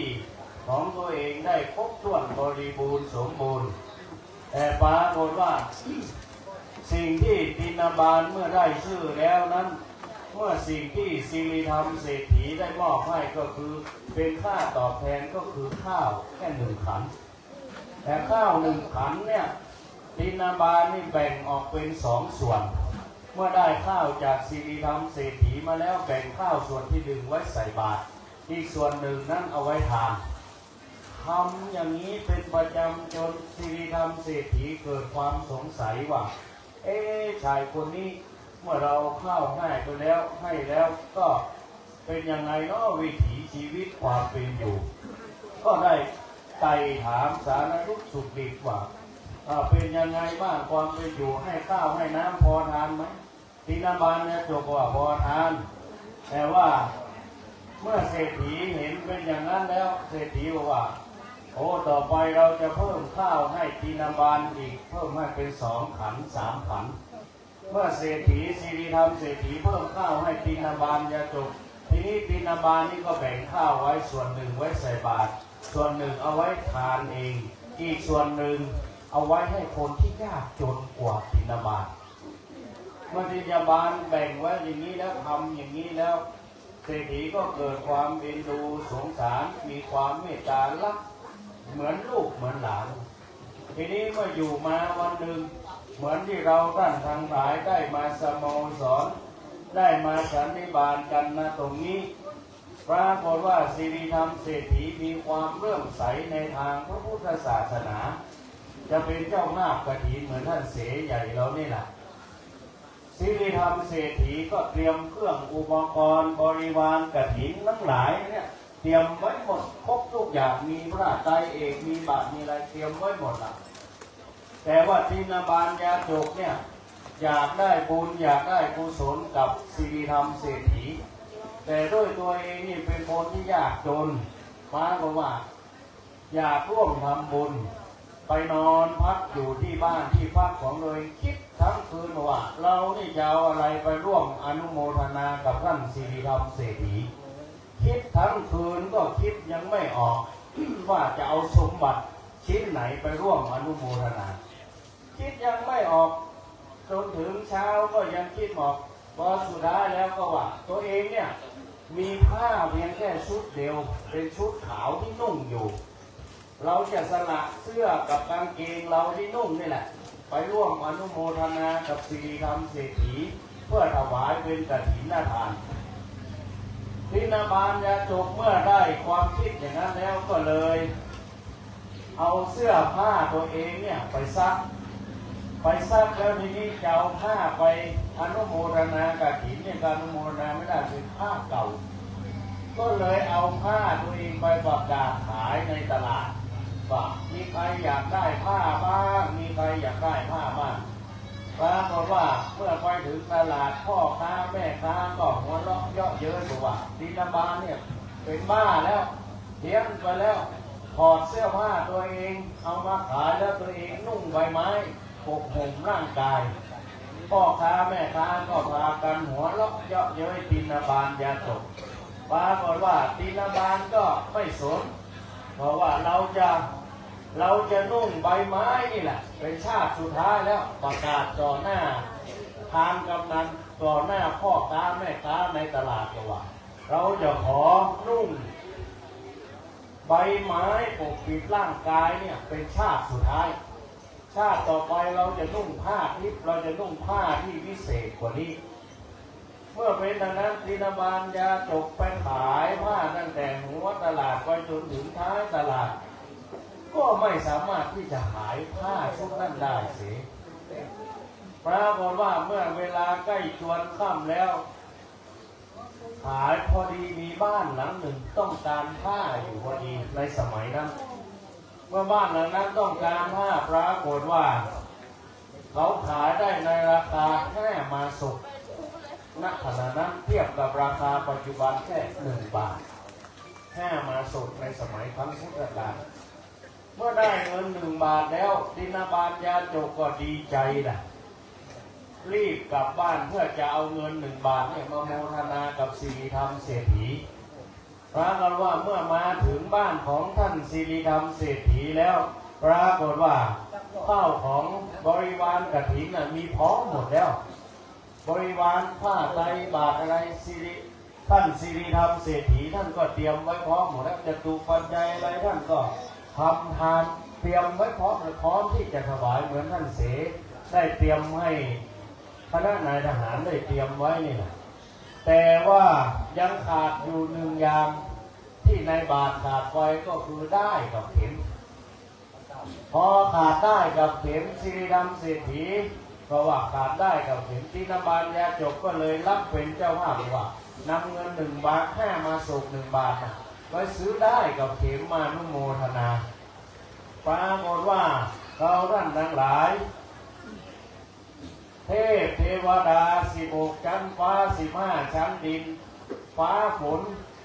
ปรากฏการฝนตกฟ้าร้องเหมือนที่เราท่านทั้งหลายมาเมื่อเช้าก็กระฝนปล่อยยาจกทำทานเทวดาฟ้าดินอนุโมทนาดินาบาลยาจกร่วมอนุโมทนากฐินเข็มกับได้เท่านั้นเทวดาอนุโมทนาสาธุการกับดินาบาลเกิดฟ้าฝนตกฟ้าว่าเทพเทวดาอนุโมทนากับดินาบาลยาจกนี่เป็นที่มาแบบนี้ในการที่เราท่านทั้งหลายได้มาร่วมงานทอดกฐินสามัคคีเพราะงั้นเราอย่าไปเห็นว่าน้อยนิดของเรานั้นจะเป็นสิ่งที่น่าอับอายเพราะนั้นดินาบาลยาจกเป็นตัวอย่างเป็นชาดกที่ยกมาให้เราท่านทั้งหลายได้ยินได้ฟังกันในการที่เราท่านทั้งหลายมาร่วมทอดกฐินสามัคคีณดอยดาวเด่นเชียงดาวแห่งนี้เพราะนั้นเนี่ยมีเรื่องหนึ่งจะยกสาธุมาพอสมควรแก่เวลาอีกนิดเดียวในสมัยครั้งพุทธกาลมีครอบครัวหนึ่งเป็นครอบครัวที่ยากจนเหมือนกันท่านเสครอบครัวที่ยากจนปรากฏว่าผู้เป็นสามีนี่ยงผู้เป็นสามีนี่ชอบทำบุญแต่ผู้เป็นภรรยานี่หวงเวลา สามีกับก่อนจะเข้าบ้านในช่วงตอนเย็นไปทำงานมาสามีนี่จะซื้อข้าวซื้อ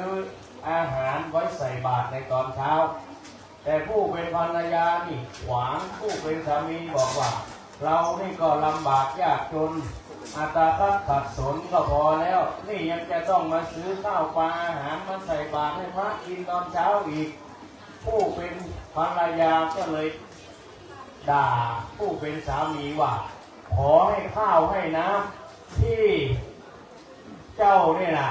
ซื้อมาใส่บาตรให้พระสงฆ์ในตอนเช้านี่ขอให้ข้าวให้น้ำที่ซื้อมาใส่บาตรนี่ขอให้เป็นน้ำเลือดน้ำหนองนะตาสามีตัวเองขนาดนี้นะ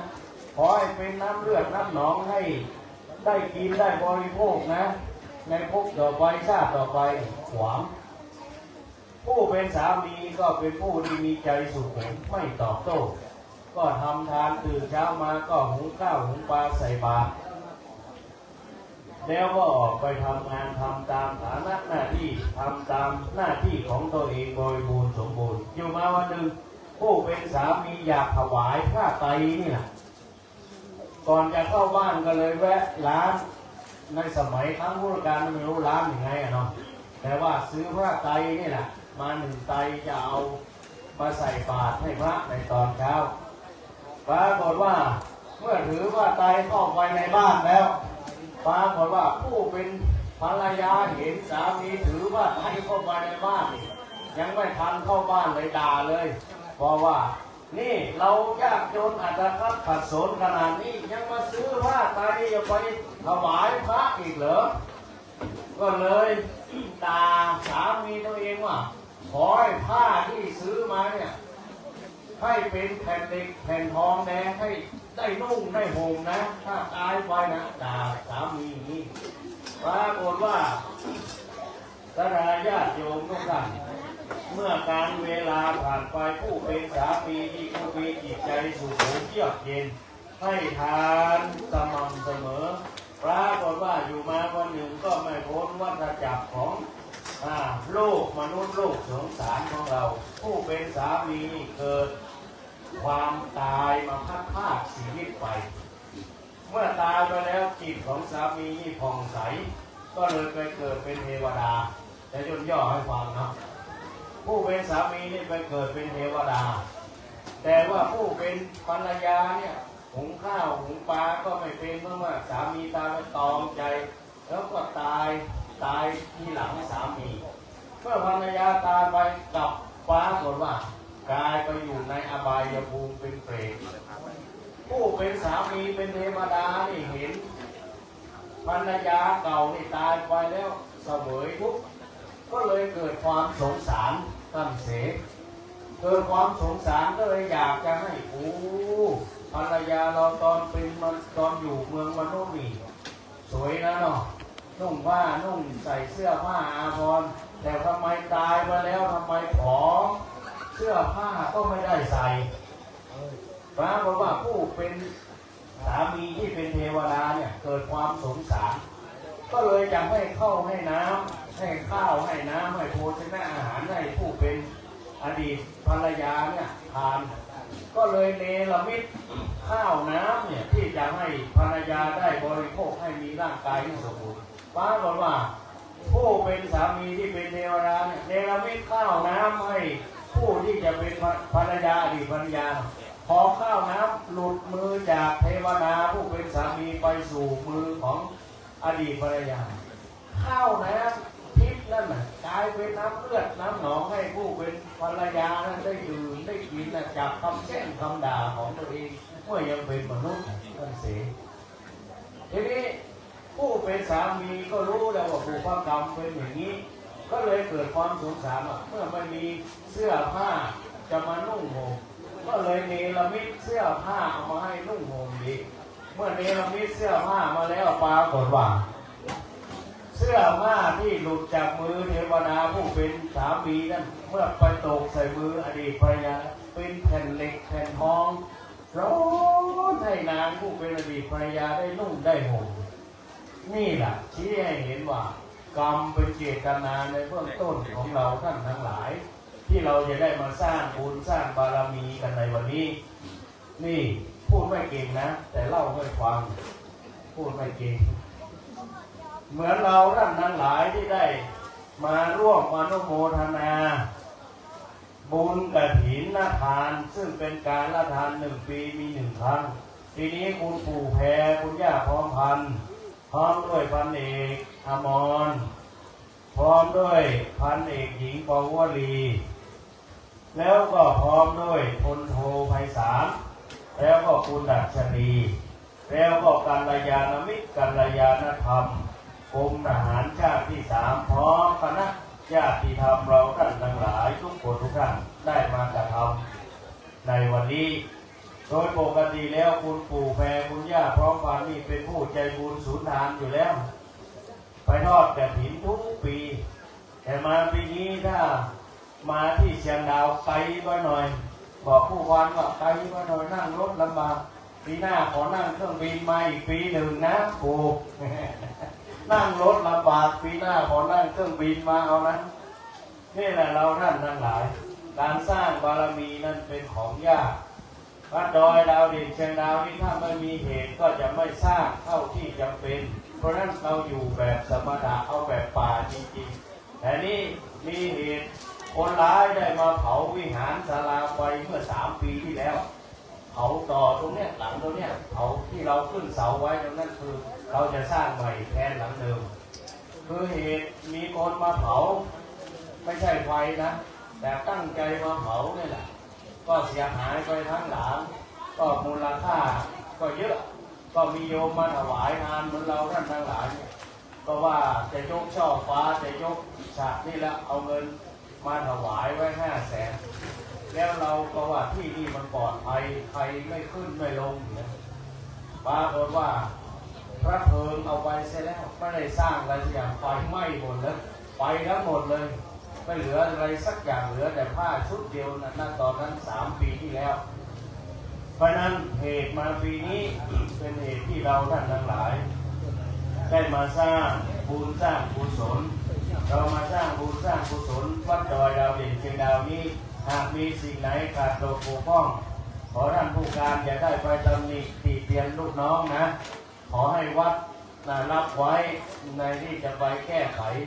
ลูกน้องท่านเสมาช่วยงานเพราะนั้นแต่วัดเตรียมไว้นะเพราะฉะนั้นอย่าไปตำหนินะขอไว้ก่อนเพราะฉะนั้นวันนี้เราท่านทั้งหลายได้มาพร้อมใจกันแล้วเพื่อที่จะได้ทอดกฐินสามัคคีได้ฟังเทศน์อานิสงส์กฐินแล้วเพียงย่นย่อจะได้อยากพูดต่อนะอยากพูดชาดงค่อยฟังอยู่แต่เวลามันสั้นนี่ขนาดอู้บะเก่งนะอู้บะเก่งเวลามันเหลือนิดเดียวเพราะนั้นเดี๋ยวจะได้กล่าวคำถวายผ้ากฐินแล้วก็จะได้วางแผ่นศิลาฤกษ์ในโอกาสนี้เราท่านทั้งหลายได้ฟังเทศน์อานิสงส์แล้วก็ทำให้เกิดความอิ่มเอมปิติเบิกบานใจเพื่อให้ครบทานศีลภาวนาเราท่านทั้งหลายนั้น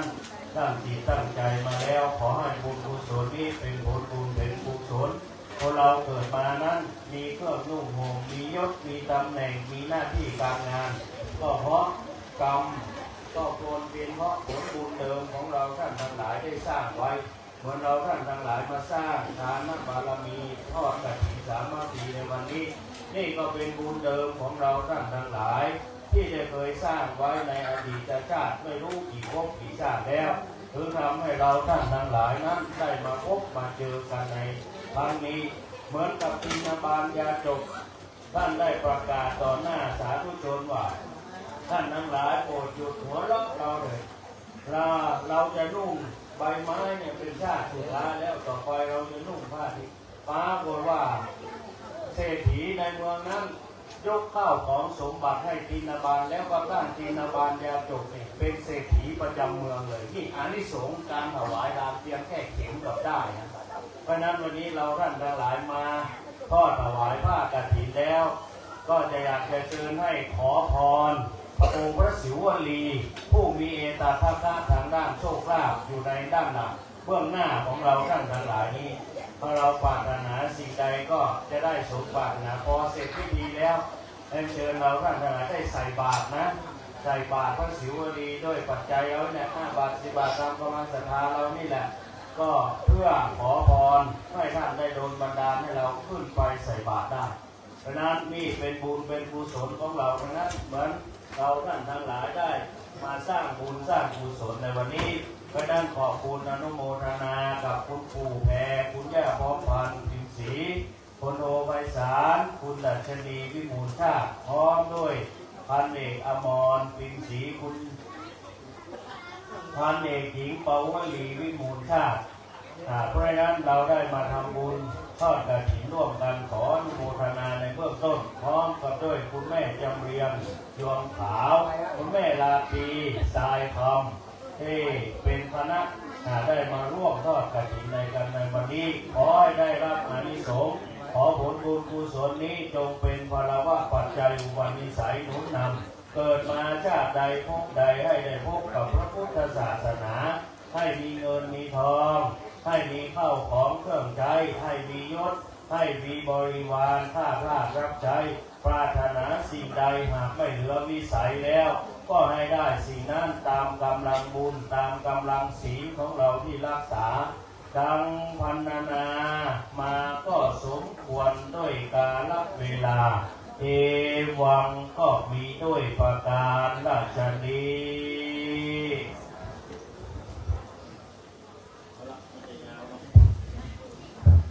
พระพุทธเจ้าท่านได้แสดงพระธรรมเทศนาเสร็จสิ้นเรียบร้อยนะครับ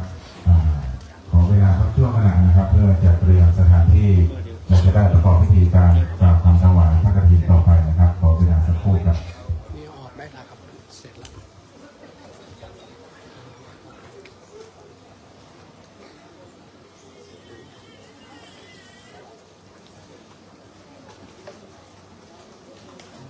ม้วนฝ้ายไว้ที่เดิมได้เลยครับม้วนฝ้ายไว้ที่เดิม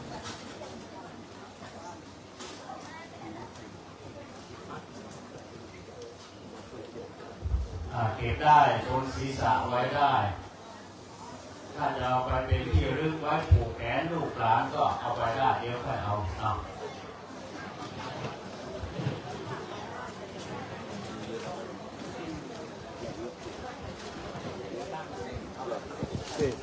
เซก็น้ำนั่นถวายนี่เลยเดี๋ยวถวายพร้อมสังฆทาน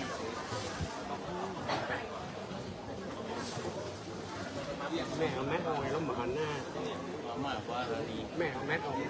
มาหันหน้าแม่มาหันความงาม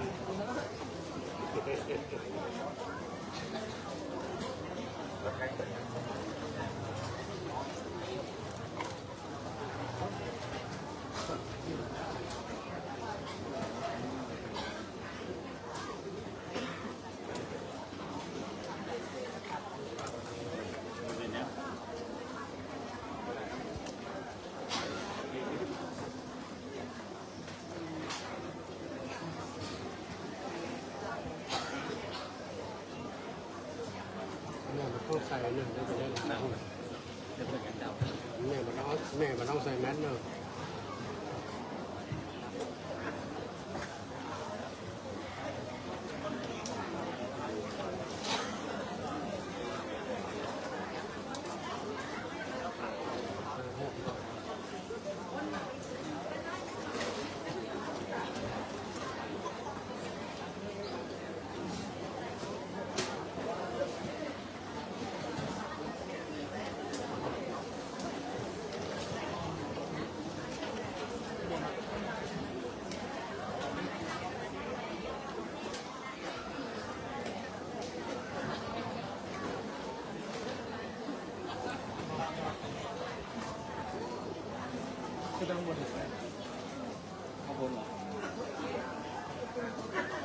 อันนี้อาการเนี่ย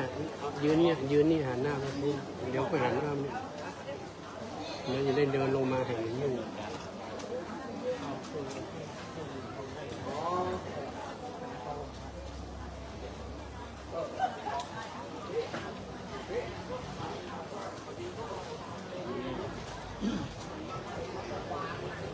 เม็ดโมป่า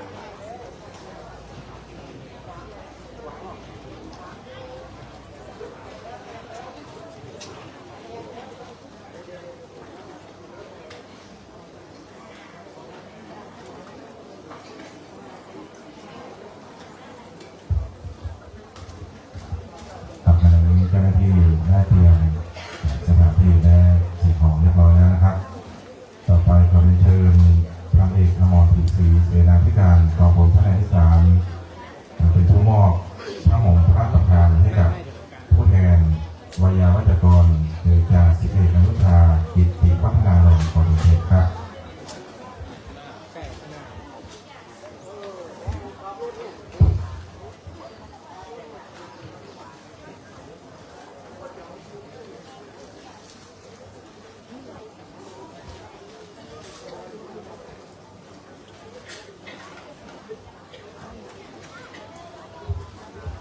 ต่อไปลำดับต่อไปนะครับ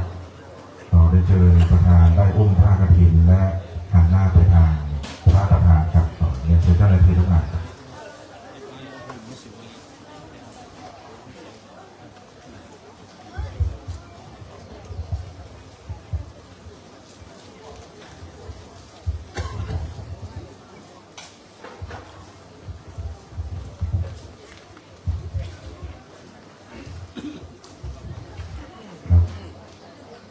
ขอให้ทุกท่านนะครับกล่าวนะโม3จบพร้อมกันครับนะโมตัสสะภะคะวะโตอะระหะโตสัมมาสัมพุทธัสสะนะโมตัสสะภะคะวะโตอะระหะโตสัมมาสัมพุทธัสสะนะโมตัสสะภะคะวะโตอะระหะโตสัมมาสัมพุทธัสสะต่อไปขอให้กล่าวคำถวายพระกฐินตามที่ผมจะนำทุกท่านนะครับติมังพันเตสัปปริวารังกัตถินะจีวระพุทธัง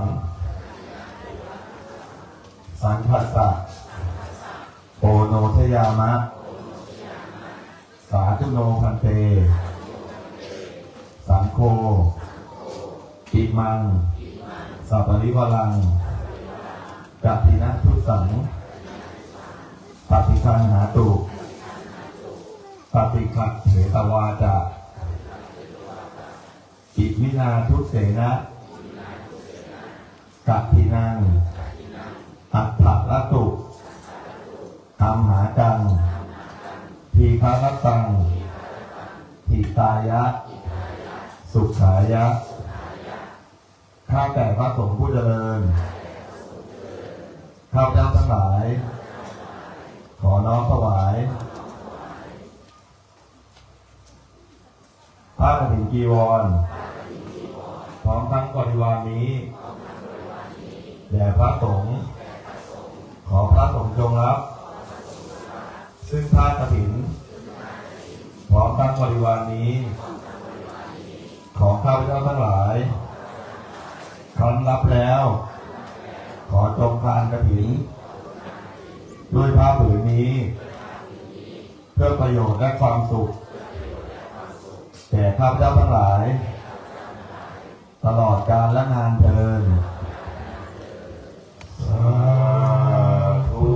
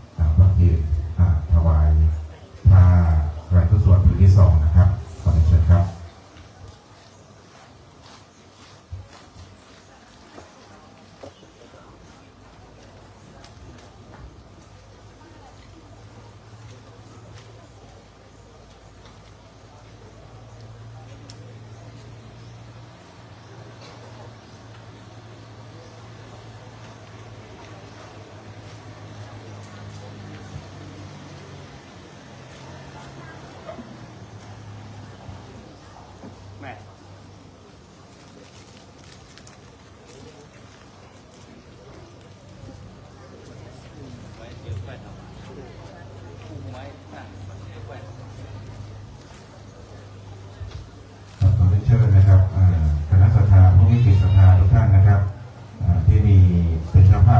ร่วมนะครับได้นำผ้าไตรไปวางด้านหน้าประธานสงฆ์นะครับหากท่านใดมีนะครับขอเชิญทุกท่านนะครับ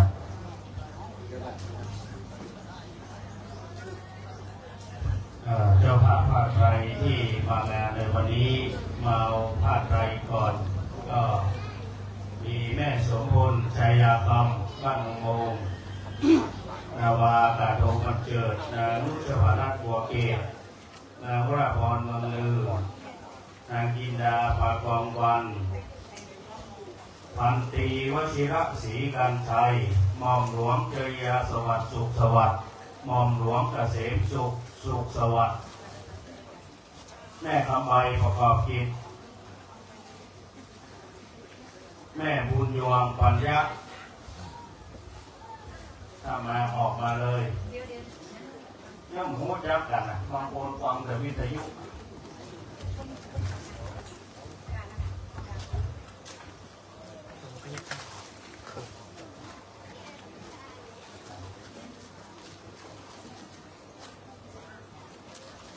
มีด้านหลังก็ท่านใดดีวัชิระที่เหลืออยู่ด้านหลัง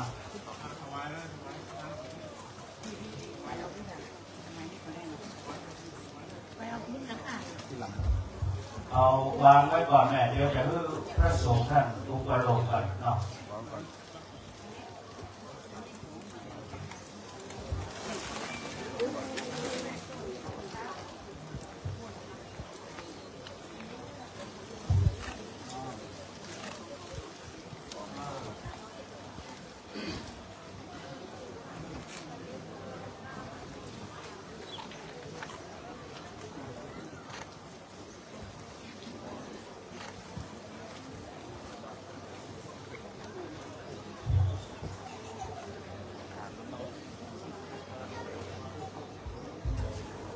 ถ้าเรียบร้อยแล้วก็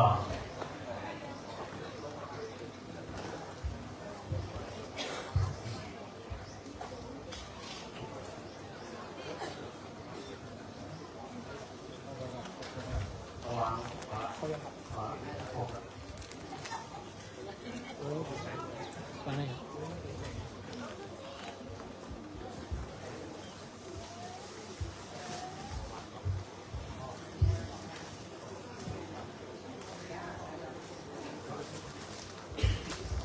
แม่มอยกองแสงอยู่ไหนได้ก่อนแล้วมอย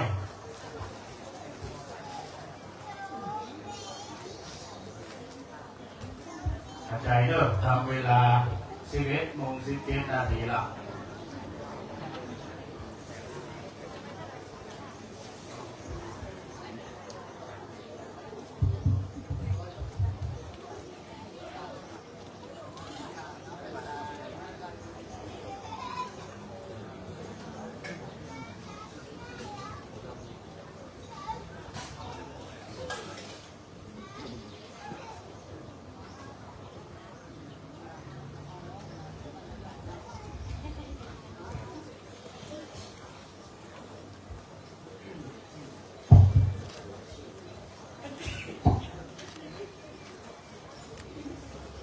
กฐินนาทานกับทางผ้าอานิสังสะบริวารทั้งปวงนี้เป็นของท่านพันเอกอมรพันเอกหญิงปวารีพิมพ์ศรีเสนาธิการกองพลพัฒนาที่3พร้อมครอบครัวคุณปู่แพรคุณย่าพร้อมพันพิมพ์ศรีพลโทไพศาลคุณดัชนีวิบูลย์ชาติและจากศรัทธาญาติโยมในจังหวัดเชียงใหม่จังหวัดลำพูนและที่อื่นๆแต่พร้อมน้อมนำมาเป็นคณะกฐินสามัคคีเป็นผู้ประกอบไปด้วยศรัทธาอุตสาหะพร้อมเพรียงกันมาถวายแต่พระภิกษุสงฆ์ผู้อยู่จำพรรษาพ้นไตรมาสในอาวาสแห่งนี้ก็แลผ้ากฐินทานนี้เป็นของบริสุทธิ์ดุจล้วนลอยมาโดยนภาอากาศ แล้วตกลงในท่ามกลางสงฆ์จำได้จำเพาะจบซกตรงแก่พระภิกษุรูปหนึ่งรูปใดก็หาไม่ได้มีพระบรมพุทธานุญาตไว้ว่าให้พระสงฆ์ทั้งปวงยอมอนุญาตให้แก่พระภิกษุรูปหนึ่งเพื่อจะกระทำกฐินภารกิจตามพระบรมพุทธานุญาตและมีคำพระอัฏฐกถาจารย์ผู้รู้พระบรมพุทธาภิบายสังวรนาไว้ว่าภิกษุรูปใดมีจีวรอันเก่ามีจีวรอันค่ำคล้าประกอบด้วยศีลสุตาภิคุณมีสติปัญญาสามารถรู้ธรรม8ประการมีอุปกิจเป็นต้นภิกษุรูปนั้นจึงสมควรเพื่อจะกระทำกฐินภารกิจตามพระบรมพุทธานุญาตได้บัดนี้พระสงฆ์ทั้งปวงจะเห็นสมควรแก่ภิกษุรูปใดจงพร้อมกันอนุญาตให้แก่ภิกษุรูปนั้นเถิด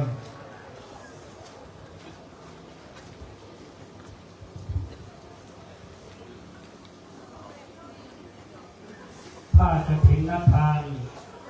กับทั้งผ้านิสังสะบริวารทั้งหลายทั้งปวงนี้ข้าพเจ้าพิจารณาแล้วเห็นสมควรแก่ท่านพระครูวินัยธรนิพิษบุญเดชสันตมโนซึ่งเป็นเจ้าวาดวัดดอยธรรมโสพนารามดอยดาวดินเชียงดาวแห่งนี้ซึ่งเป็นพระสูตรทรงธรรมทรงพระวินัยเป็นผู้ชี้แจงชักนำให้สภามัจจาริสงฆ์พุทธบริษัทรุ่นเรืองเป็นผู้ให้โอวาสานุศาสตร์แก่ภิกษุสามเณรและคฤหัสถ์เป็นผู้ทรงกฐินมาติกาฉลาดรู้ในวินัยกรรมเพื่อไม่ให้วินัยพิจารนั้นกำเริบได้และเป็นผู้มีศีลสุตาภิคุณมีสติปัญญาสามารถรู้ธรรม8ประการมีอุปกิจเป็นต้นเพื่อกระทำกับภารกิจให้ถูกต้องตามพระบรมพุทธานุญาตได้ถ้าภิกษุรูปใดเห็นไม่สมควรจงทักท้วงขึ้นในท่ามกลางระหว่างสงฆ์ถ้าเห็นสมควรแล้วไซจงให้สกัดสัญญาสาธุการขึ้นให้พร้อมกันเถิดสาธุ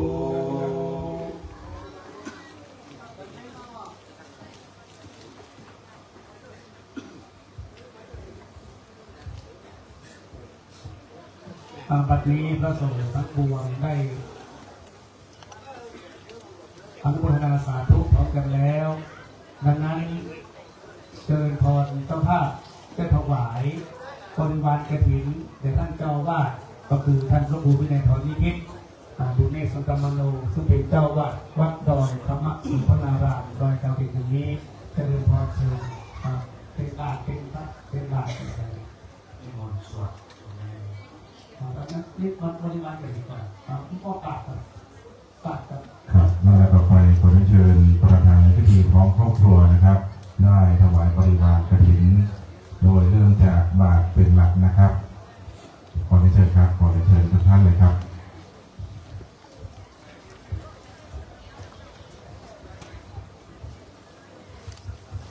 ขอเชิญทุกท่านได้ปรบมือร่วมอนุโมทนาร่วมกันนะครับในบุญกุศลครั้งนี้นะครับ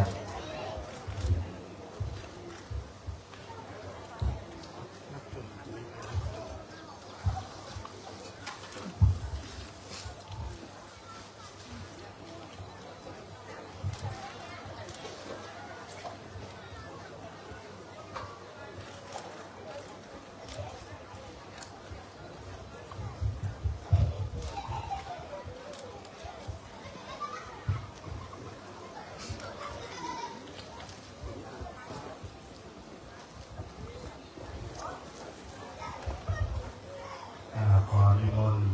ก็สวดหยุดสวดลง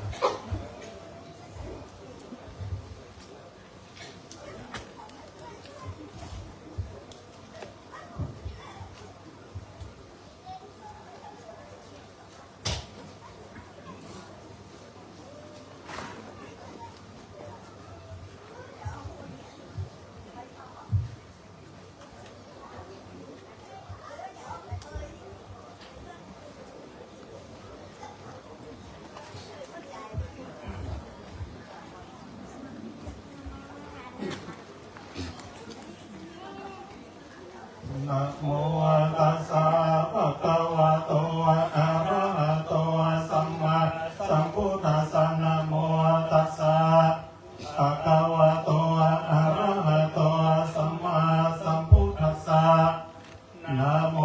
ตัสสะภะคะวะโตอะระหะโตสัมมาสัมพุทธัสสะสุนาโตเมบันเตสังโฆอิทังสังคัสสะกถินารุสังอุปนังยาติสังคัสสะปะตะกะลังสังโฆอิมังกถินารุสังอายะสัมวันโตสันตมนัสสะภะภัยยากถินังอัตติตุงเอสายติสุนาโตเมบันเตสังโฆอิทังสังคัสสะกถินารุสังอุปนังสังโฆกัมมันกถินารุสังอายะสัมวันโตสันตมนัสสะเทติกถินังอัตติตุงยัสสายะสมโตขะมติอิมัสสะกถินารุตัสสะอายะสัมวันโตสันตมนัสสะทานังกถินังอัตติตุงโสตุนัสสะยัสสะขะมติโสภาสัยยาอินังอิรังสังเกนะกถินังอายะสัมวันโตสันตมนัสสะกถินังอัตติตุงธรรมเอสังคัสสะตัสสมาตุนะเหเอวะเมตังทายามิ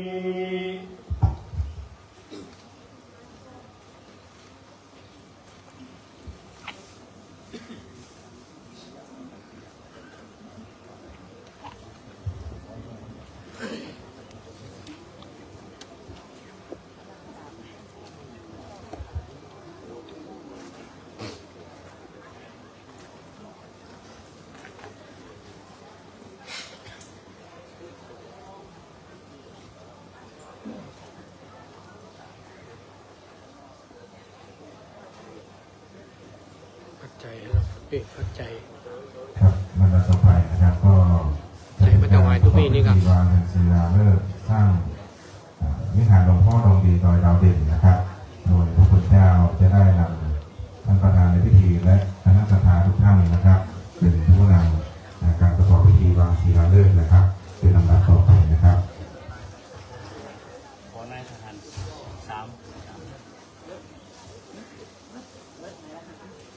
3 คน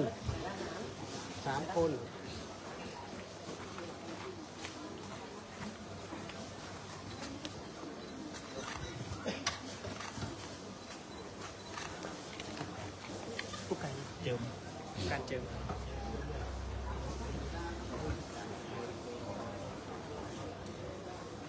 เชิญเสียยังครับลบกันลบกันลบต่อยหลังไปกัน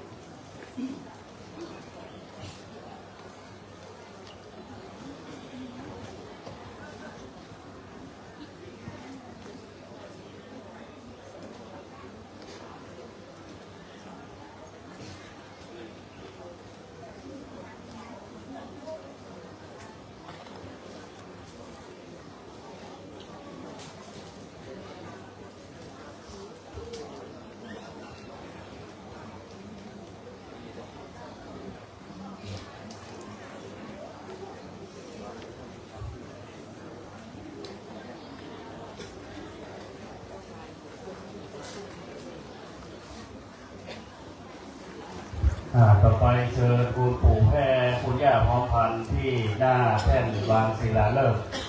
เชิญแม่จำเรียงดวงขาวด้วยเชิญแม่ภูกัลยาสุนินหงส์เชิญแม่ราตรีสายคำ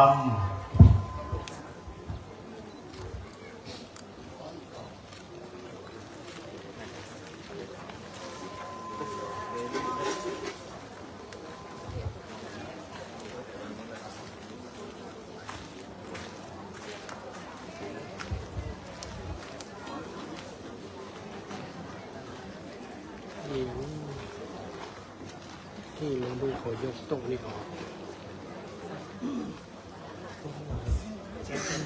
ที่ลืมดู ในส่วนแรกนี้เราจะให้ท่านพันเอกอมรพิมพ์ศรีเสนาธิการแล้วก็ให้คุณปู่แพรพุทธย่าพร้อมพันได้ตอกไม้มงคลก่อนในลำดับแรก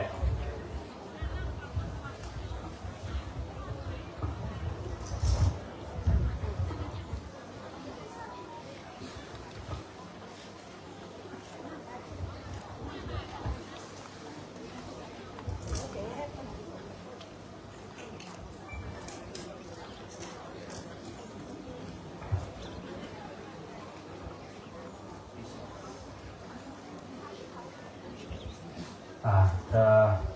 เชิญท่านผู้การได้ต่อไม้มงคลก่อนในเบื้องแรกนิมนต์วาจาประทับเตรียมเลยนะประทับเรียนตัวโพธิยาโมเลสักยานังนันเทวันตัง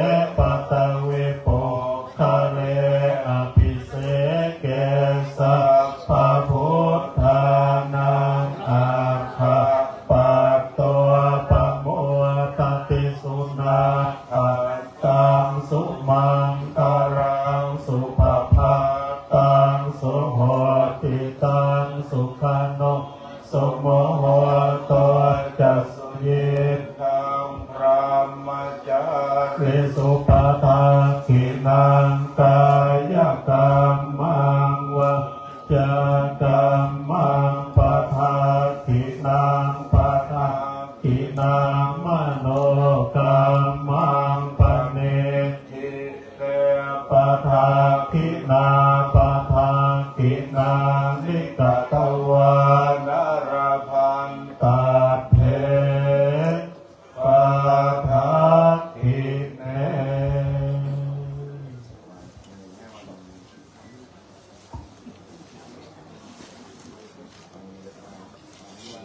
เรียงมา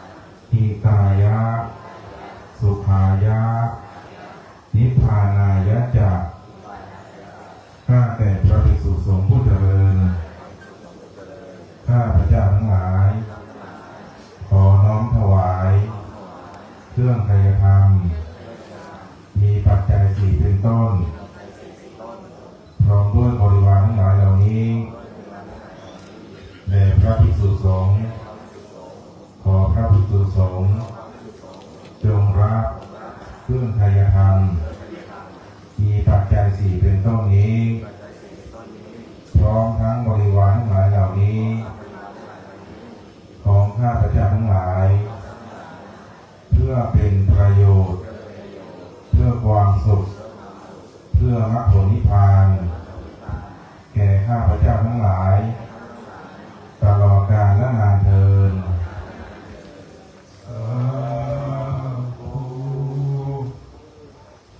ลำดับต่อไปผมจะได้ประกาศ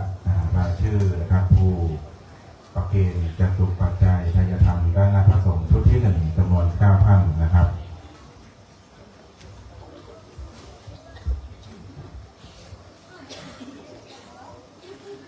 ครับ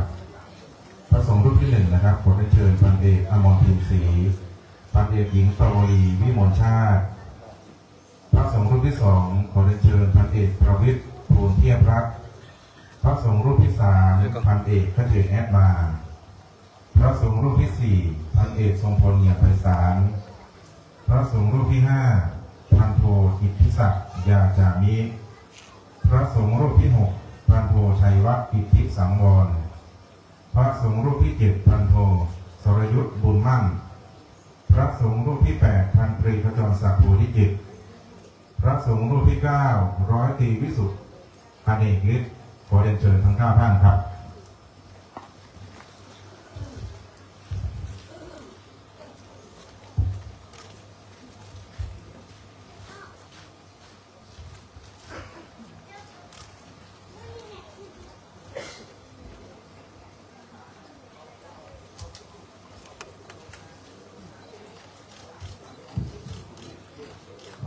เมื่อจะเป็นเสร็จสิ้นเรียบร้อยแล้วขอเรียนเชิญ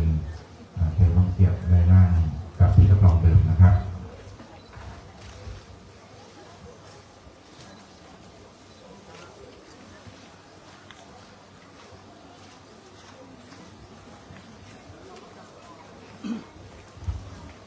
สังฆทานชุดที่2ต่อเลยสังฆทานมี3ชุดนะครับ3คณะชุดที่2นะครับพระสงฆ์รูปที่1นะครับคุณปู่แพรคุณย่าพร้อมพันธ์ทีศรีพระสงฆ์รูปที่2คุณโทประสานคุณดัชนีวิมลชาติพระสงฆ์รูปที่3คุณขุนพรคุณบุภาพิมศรีพระสงฆ์รูปที่4สจปิติคุณเรืองสิริสมบูรณ์พระสงฆ์รูปที่5คุณกฤษพรพิมศรีพระสงฆ์รูปที่6ร้อยตรีเฉลิมคุณเปิ้ลจันตาพระสงฆ์รูปที่7จากประสิทธิ์และภรรยาปัญญาภูพระสงฆ์รูปที่8ม่อมแก้วป้าหวานโปรยุนพระสงฆ์รูปที่9พันผู้พันอาวุธและภรรยาบัวไล่ขอเชิญทั้ง9ท่านครับ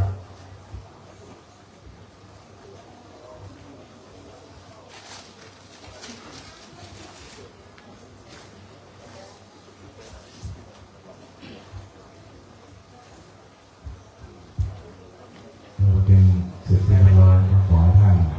ได้รับที่นั่งรับรองเดิมนะครับ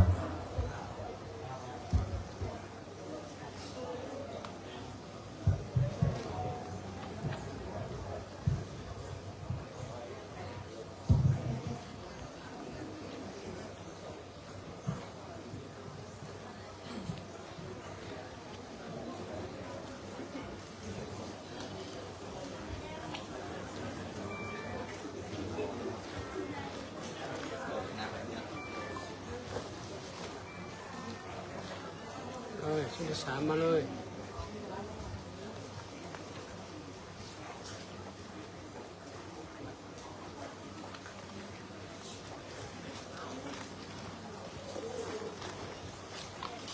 เดี๋ยวเที่ยงแล้ว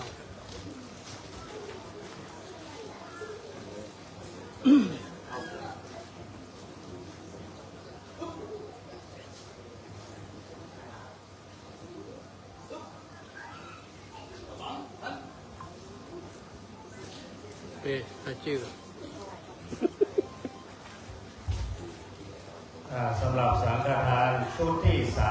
3คุณยายบัวคำศรีประเสริฐ แม่จงเรียงดวงขาว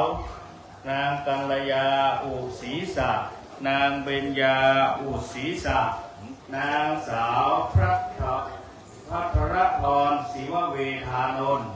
นางสาวนภัสนายรัชตะศิวเวทานนท์แม่ราตรีสายคำแม่กมลกรแสงนายสุชาตินางบัวคำสอนปานแม่ภูกัลยาสุนีหงส์พันตรีวชิระศรีกันชัยคุณสมฤดีกิจพรประเสริฐนายพระศรีจำปามณีแม่จำนงเขื่อนคุ้มเจริญพรครอบครัวพ่ออินถาแม่เขียงคำมั่งคำดีด้วย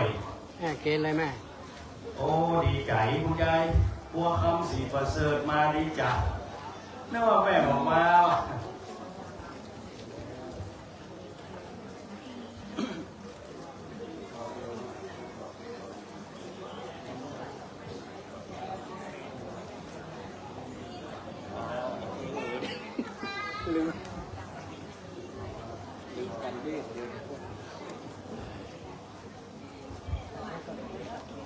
ถวายเรียบร้อยแล้วลืมตัวเองการเทศยังไม่ได้ถวาย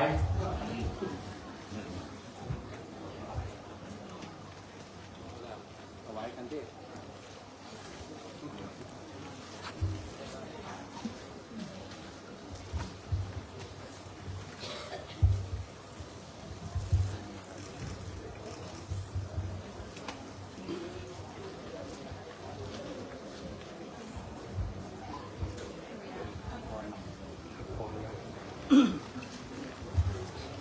ก็จากนี้ไปก็เตรียมที่กรวดน้ำเตรียมพระพรและขอให้ตาหลวงพ่อท่านพระครูว่าปัญญาคมรองเจ้าคณะอำเภอเสมอเจ้าวาดวัดดาไพได้สมโภชนียกถาและให้พรเป็นลำดับต่อไปกราบนิมนต์ครับ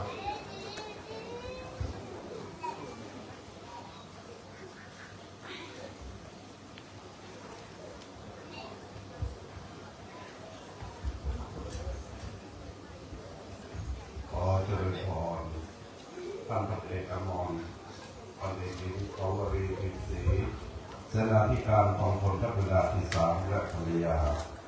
คุณปู่แพรคุณย่าพร้อมพันธ์พิศรีพร้อมคณะสาธุชนพุทธบริษัททุกคนทุกที่วันนี้ทั้งหลายมาทอดกฐินที่วัดดอยธรรมสุพรรณดาวเด่นดีจังหวัดมหากุศลใจยิ่ง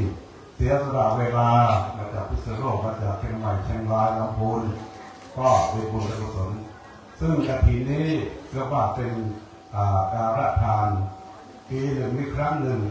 มีเดือนเดียวทั้งหลายแต่ว่าทั้งหลายได้บุญมากท่านประธานได้มาทอดวันนี้เพื่อจะสร้างพระวิหารให้สำเร็จขอบุญกุศลเหล่านั้นจงเป็นพระปัจจัยให้แก่ท่านประธานรองประธานสาธุชนทุกแห่งจงมีแต่ความสุขความเจริญให้มีอายุวันละสุขภาระทุกคนทุกท่านเถิด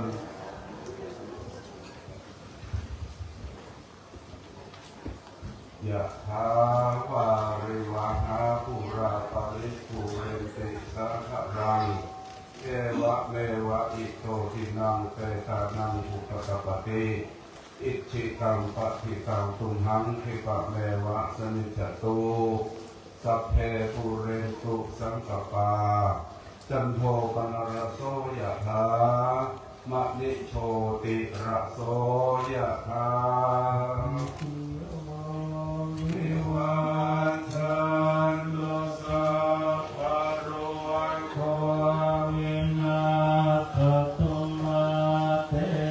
ภวัตตันตรายโยสุขีภิอายุโกภวัตติอาทิโยวิวัชชันตุสัพพะโร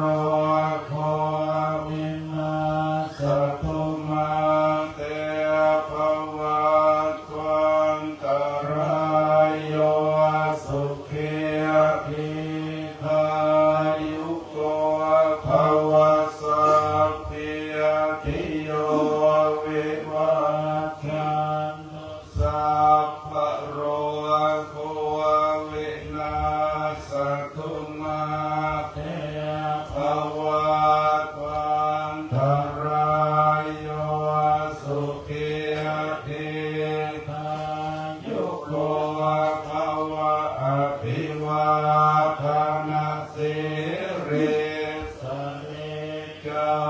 วุฒาปัจจายโนจัตตารโอธรรมาวั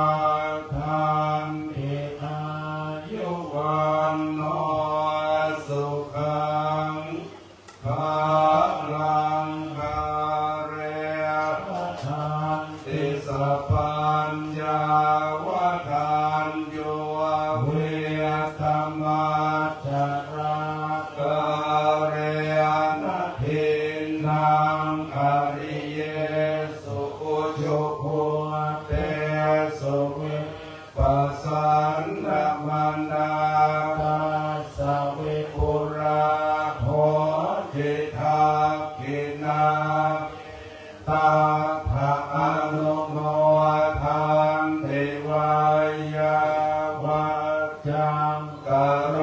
นเทวานะเทนะทาอินาโอนาเทปิปุญญาสัพพะพิโน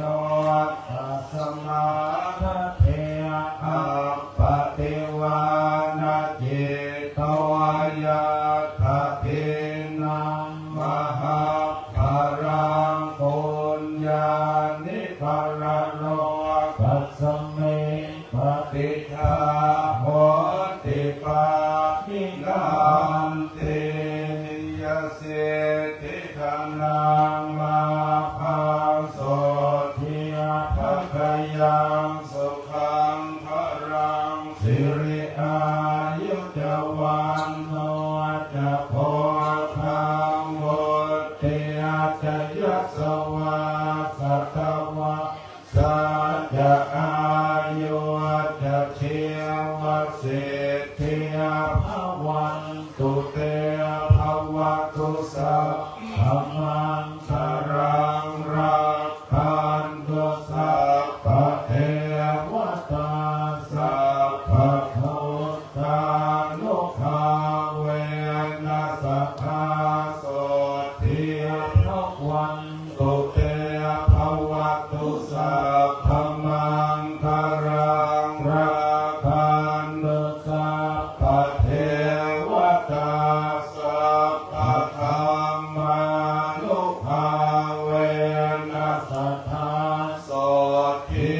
ภวันตุเตภวตุสัพพมังคารังรักขันตุสัพพะเทวตาสัพพะสังฆานุภาเวนัสสัทธาโสทิภวันตุเต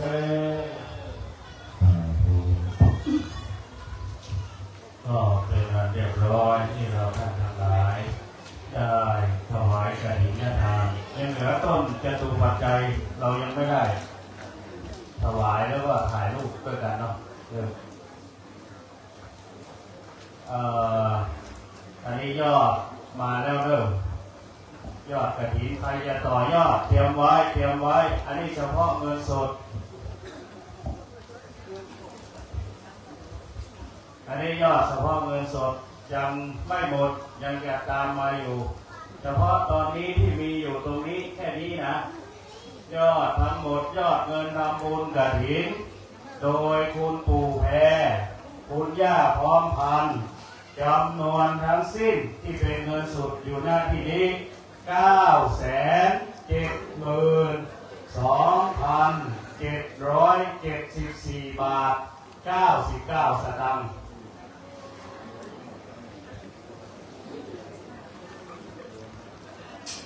ได้เดี๋ยวให้ได้ดูใครจะต่อยอดให้มัน1 ล้านอีก 30,000แน่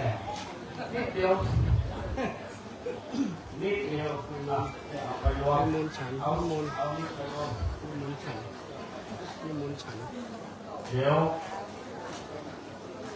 เจริญพรท่านพันเอกอมรฤทธิ์ศรีพร้อมด้วยภรรยาได้กราบลาพระราชนาไตรัยก่อนแล้วก็ถวายจตุปัจจัยตรงนี้แล้วก็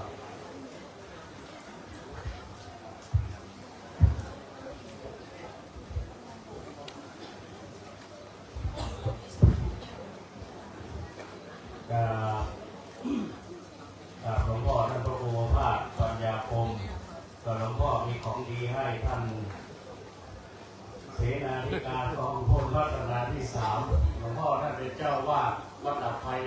ในเมืองเชียงใหม่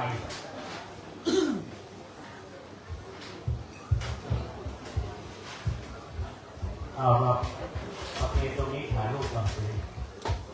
ปู่ได้ไหมปู่ย่าถ่ายรูปด้วยกันตรงนี้ไหม972,774 บาท 99 สตางค์ต่อยอดให้มันถึงล้านเดี๋ยวป่ะตั้งเสถ้าต่อยอดได้ถึงแล้ว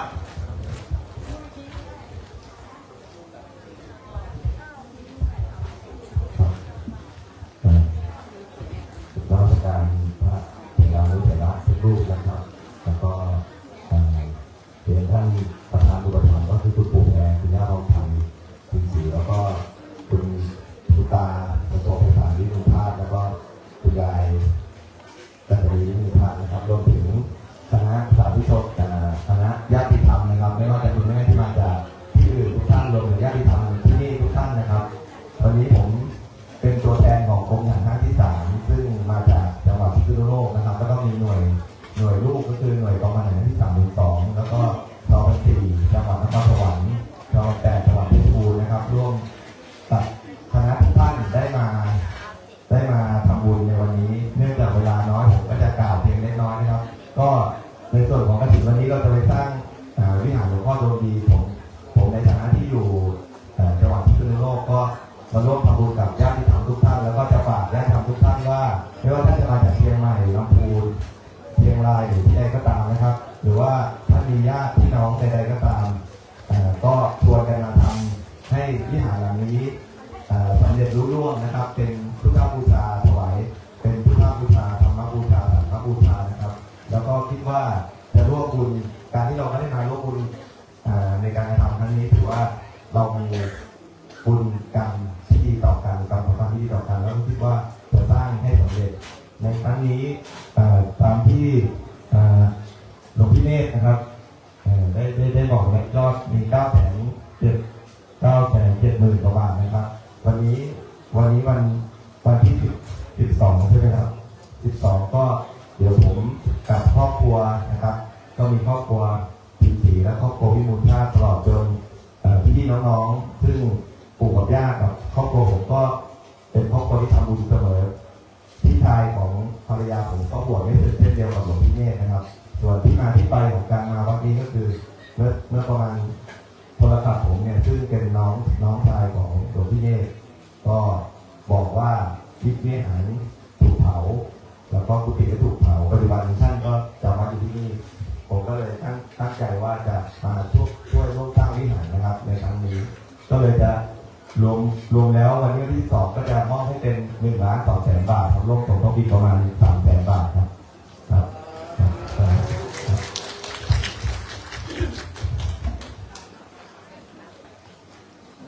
ถ่ายรูป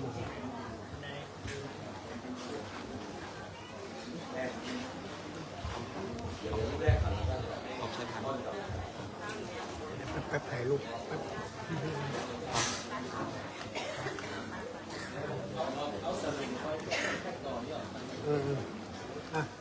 ใครจะไป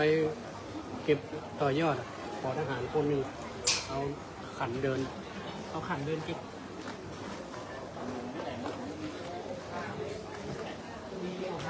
เอาเฉพาะนะครับขออนุญาตถ่ายรูปก่อนครับ1 2 3เอาไว้ครับ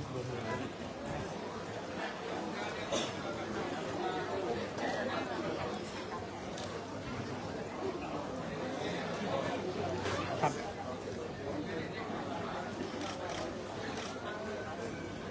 เอาเช่นขยัด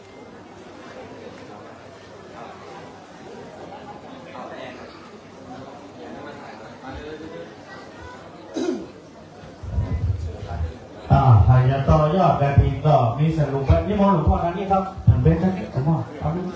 เอาดำแพ้ดีครับมันรับดีท่ากลางเมฆไหมเอาไงวะขนาดที่รอกัน นิมนต์พระสงฆ์นั่งอาที่เดิมก่อนเดี๋ยวเตรียมปีใหม่